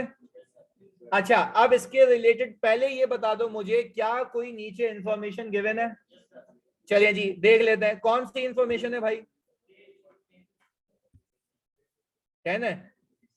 अच्छा, furniture and fixture and van were purchase on 1 यानी आते ही हमने जब एनपीओ को ऑर्गेनाइज किया तब जाके लिया ये। Depreciation on these assets to be charge at 10% और 20%। इसके अलावा कोई एडजस्टमेंट है इसमें? चले जी, तो आप सिंपल एक काम क्यों नहीं करते सर, कितने महीनों को चार्ज करूं? 11 महीने। अच्छा भाई, इस पे कितना परसेंट, और इस पे इंटू 11 ओवर 12, बिल्कुल स्ट्रेट लाइन ही है, और स्ट्रेट लाइन नहीं भी हो तो पहले साल में फर्क ही नहीं पड़ता, सही है। पर रेट दिया हुआ तो this should be a reducing balance ideally. चलिए जी इधर, अब मुझे एक बात बताओ, दोनों पे डेप्रिसिएशन एक्सपेंस कितना, मिला के बता दो भाई। 385। अच्छा भाई, भाई ऑनलाइन में तो जल्दी कंफर्म करो, 385 है। अच्छा अब एक बात समझो, 385 अपने हिसाब से फेंक दूं या रेशियो बताया? रेशियो बताया सर। तो सर अब अगर हम 385 की बात करें, बात तो यही है ना। अच्छा जी, रेशियो ये रहा भाई, दोनों को मिला के है ना इधर, 30 और 70%। अच्छा भाई, तो आप इसका प्लीज सुनिएगा, अलग अलग अगर हम देखें, प्लीज सुनना, देखें यहाँ पे मैंने वर्किंग की हुई है अलग अलग, आप एक साथ भी डेप्रिसिएशन दिखाएंगे तो बात एक ही है, और हम लोगों ने सीखा एक साथ ही करना है। अभी जल्दबाजी में अलग अलग किया हुआ, पर आप लोग करेंगे एक साथ, डेप्रिसिएशन की हेडिंग आएगी और सब में खुद ही बांट देंगे उसको अकॉर्डिंगली परसेंटेज के हिसाब से। इधर देखें, हमने सबसे पहले फर्नीचर पिक किया, फर्नीचर का डेप्रिसिएशन 110 ही है। आप पहले टोटल निकाल लेना, और टोटल लिखने के बाद आप इसको बांट देना कितने हिस्सों में, 2 में। तो देखो 30 और 70% यही आता है, सही है जी। और जरा वैन का देख लें, 30 और 70 यही आता है, आपने अकॉर्डिंगली बांट दिया। अच्छा भाई ऑनलाइन वालों जल्दी बताओ, इसमें कोई मसला? अच्छा अब एक एक करके एक और बात समझो मेरी, आप जब बैलेंस शीट बनाएंगे प्लीज, तो बैलेंस शीट के अंदर ये प्लीज आपको बात याद रखनी है, बैलेंस शीट जब आप लोग बनाएंगे तो आपको बैलेंस शीट के अंदर एक चीज का ख्याल रखना है, आपके पास ये जो पीपी आया है ये वाला, ये कुल मिला के कैपिटलाइज कॉस्ट कितनी है आपकी? 2700। इसमें से आप 385 का कितना आ गया, ये आ गई बुक वैल्यू। ये कहां लेके जाएंगे आप? बैलेंस शीट में। तो हमने सीखा साथ साथ क्लोजिंग बैलेंसेस भी निकालने होते हैं। पीपी खरीदा था 2700 का, डेप्रिसिएशन ये आ गया, क्लोजिंग बुक वैल्यू ये आ जाएगी। क्लियर है? आगे जी, अब सर सैलरीज, आइडियली 11 जो ये 1000 रुपए ये मेरी सैलरी एक्सपेंस है, क्या इसके रिलेटेड कुछ बताया है? चलिए जी देख लेते हैं कौन सी एडजस्टमेंट है भाई। 5 है। अच्छा भाई, salaries are paid on the first day of next month.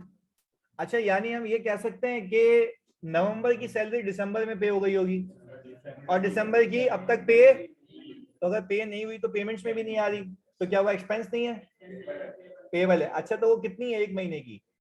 100 है। अच्छा जी भाई 100 की जो ये आ रही है सैलरी एक्सपेंस हमारा, तो हमने यहाँ पे कुल मिला के 1100 रख दिया, ऐसा ही है। और ये क्या इस तरीके से आया होगा कि 1000 प्लस 1000 डिवाइड बाय 10, ऐसा ही है। एक महीने की निकाल ली ना एडिशनल मैंने, और बाकी एक महीने की एडिशनल जो निकाली है वो पेबल में भी आएगी बैलेंस शीट के अंदर। और ये इसका रेशियो बताया हुआ है सैलरीज का 40 और 60% में, ऐसा ही है। चलें जी इसके बाद सर ये भी डन हो गया। अच्छा रेंट, ये जो पेमेंट गई है तुम्हारे पास 3600 की, क्या ये पूरा एक्सपेंस है? ये 3 सालों का पैसे है? नहीं नहीं नहीं, ये 12 महीने के पैसे हैं। चेक कर लेते हैं, चेक कर लेते हैं, कोई मसले वाली बात नहीं है। रेंट की एडजस्टमेंट बताओ भाई। अच्छा rent for 3 years was paid, चलें जी बिल्कुल सही कह रहे हैं, 3 सालों के लिए पे कर दिया हमने। अच्छा अब मुझे एक बात बताएं, 3 सालों का प्रीपेड किया हुआ हमने, जिसमें से 11 महीने का एक्सपेंस चाहिए, तो आप सिंपल एक बात बताएं सर, हम सबसे पहले इसमें काम ये कर लेते हैं कि सर ये रेंट को पिक किया, इस 3600 को डिवाइड किया 3 से, तो 1 साल का आ गया 1100। अच्छा तो बैलेंस शीट में कितना बचेगा?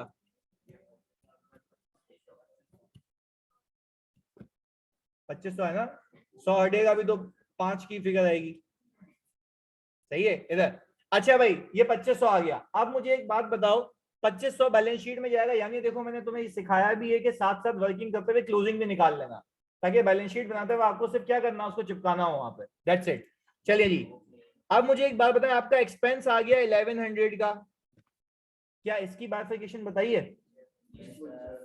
अच्छा भाई रेंट की बाइफरकेशन आ गई 80 और 20 में, और हमने ये देखें 80 और 20 में रेंट को बांट दिया, ये रहा जी। अच्छा भाई अब हमारे पास इसके बाद आ जाए यूटिलिटी, इसके लिए बताया कोई इंफॉर्मेशन?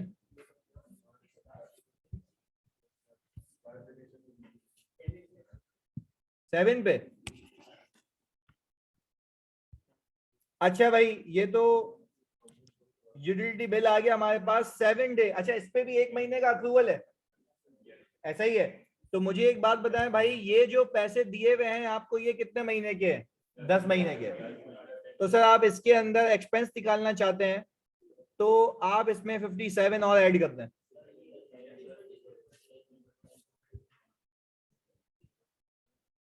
यही है, और इसकी बाइफरकेशन ये आ रही। आखिर रह गया इंश्योरेंस इधर भाई। अच्छा ये तो हमने डिसाइड किया था, ये सीधा सीधा बैलेंस शीट में इंश्योरेंस, ये प्रीपेड है अगले 12 महीने का, इसमें से एक्सपेंस कितना होगा 11 महीने का, कितना आ रहा है? 110। तो हमारे पास बैलेंस शीट में 10 बचेगा एज अ प्रीपेड, ऐसा ही है। चलें जी भाई सर इसके बाद रिपेयर एंड मेंटेनेंस, डायरेक्ट नहीं गलत, आप इधर सुनना। अच्छा आप सुनना प्लीज इधर, ये आखिरी आखिरी चीजें पे खत्म है, इसमें खाली आपको बैलेंस शीट और पीएल में फेंकनी है चीजें। इधर रिपेयर एंड मेंटेनेंस के अंदर एडवांस है 1 लाख रुपए का, यानी 10 का इन शॉर्ट, जो कि कॉन्ट्रैक्टर को पे किया गया फॉर पार्किंग शेड। 100 का, सॉरी 100 का। अच्छा भाई 100 का एडवांस पे किया गया है। अब मुझे एक बात बताओ, जो ये 100 का एडवांस पे किया गया है, पहले तो ये एसेट है, जब तक ये यूज, तो पहले तो उसमें से उसको कटा दो। चलें जी हमने कहा कि भाई इसमें से पहले 100 आप सब माइनस करते हैं, 175 बच गया, जो कि एक्सपेंस के लायक है। अब इधर देख लेते हैं, फिर वो ये कह रहा है कि 7 की आउटस्टैंडिंग अमाउंट है रिपेयर के लिए, यानी 175 का मैं एक्सपेंस करने लगा था, तो ये कितना आ गया, ये आ गया एक्सपेंस। ऐसा ही है, यानी इसकी एंट्री यूं बनेगी जो बना रहा हूं अभी मैं, प्लीज सुनिएगा। कैश हुआ होगा क्रेडिट 275 से, सही है जी। लायबिलिटी आपकी आई होगी 7 से, सही है जी। रिपेयर एंड मेंटेनेंस की लायबिलिटी, आपके पास एक्सपेंस आया होगा 182 का और एडवांस आया होगा 100 का, ये एंट्री बनी होगी। आपके इनकम एंड एक्सपेंडिचर अकाउंट में सिर्फ जाएगा 182। क्लियर है? कैश ऑलरेडी माइनस हो चुका है, लायबिलिटी आप रिकॉर्ड करेंगे, एडवांस भी आप रिकॉर्ड करेंगे। यहां पे लिख देता हूं, ये भी बैलेंस शीट में, ये भी बैलेंस शीट में, सारे बैलेंस शीट आइटम्स तुम्हें बता दिए हैं इधर। अच्छा भाई, यानी सर मैंने यहां पे आके अपने इनकम एंड एक्सपेंडिचर अकाउंट में देखे 182 ही रखा हुआ है, और 182 के लिए इसने बाइफिकेशन आई थिंक बताई नहीं है, तो सीधा कहां फेंक दें, जनरल में फेंक देंगे। चलें जी, इंश्योरेंस वही 11 मंथ्स, और ये बाइफिकेट हो गया। आपके पास सारे एक्सपेंसेस किल हो गए और सारे आपके जो इनकम है वो किल हो गया। आपके पास इनकम और एक्सपेंस आ गया, आपके पास इसमें सरप्लस आ रहा है। हाँ जी, मांगा हुआ सब मांगा हुआ है। अच्छा भाई, आपके पास कुल मिला के सरप्लस आ गया इस साल का 72850.5 अच्छा, अब मुझे एक बात बताओ, जैसे ही मैं statement of changes in net asset बनाऊंगा, यहां पे मेरे पास ओपनिंग 0 है, सरप्लस मैंने डाला और सर ट्रांसफर कर दिया, मेरे पास क्लोजिंग आ गए। अभी देख लेते हैं इसको सही कर लेंगे। अच्छा भाई, NPO has a policy to transfer 6 million to Zindagi fund and 8 million to Imdad fund. अच्छा जी, कुल मिला के कितना, 14 आ गया। चलें जी, आप सिंपल एक काम ये करिएगा भाई कि यहां से आप 14, देख ये गलती तो मेरी सही हो गई, कुछ गलतियां ऐसी जो कभी जिंदगी में सही नहीं कर सकती। हाँ अंजला, तू भी वही है इधर। चले जी, ये तो फिर सही हो जाएगी, इसमें तो खाली काटी लगाई है मैंने, तेरे पे क्या लगाऊं, काश उस दिन लगा लेता। अच्छा भाई इधर प्लीज सुनना जल्दी से, कोई मसला नहीं, किसी ने नहीं सुना है, सही है इधर। अच्छा भाई इधर प्लीज सुनना, फोकस। अच्छा भाई, बैलेंस शीट में वो आएगा। अच्छा भाई, खाली मैं यहाँ पे इसकी करेक्शन के लिए कह रहा हूँ, ये तुम इसको ही सही कर लो, ताकि ये, क्योंकि ये तो मेरे सवाल है, मेरी मर्जी में कहीं भी सही करूँ इधर। अच्छा भाई, यानी यानी यानी प्लीज सुनना, यहाँ से देख के अकॉर्डिंगली कर लेता हूँ। सॉरी यार, मजाक कर रहा था भाई।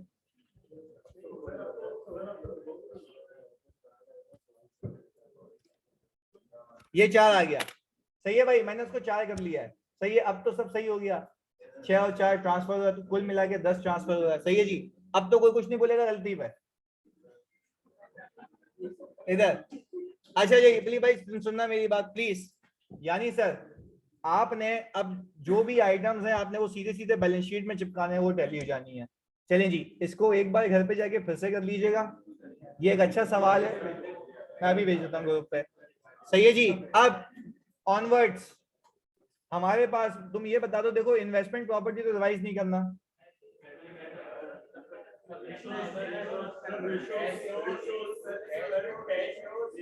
तो मुझे एक बात बता दो कि तुम लोगों ने तो पूरे साल, मतलब जो पूरे 6 महीने थे वो क्या किया इधर। चलो कर लेंगे,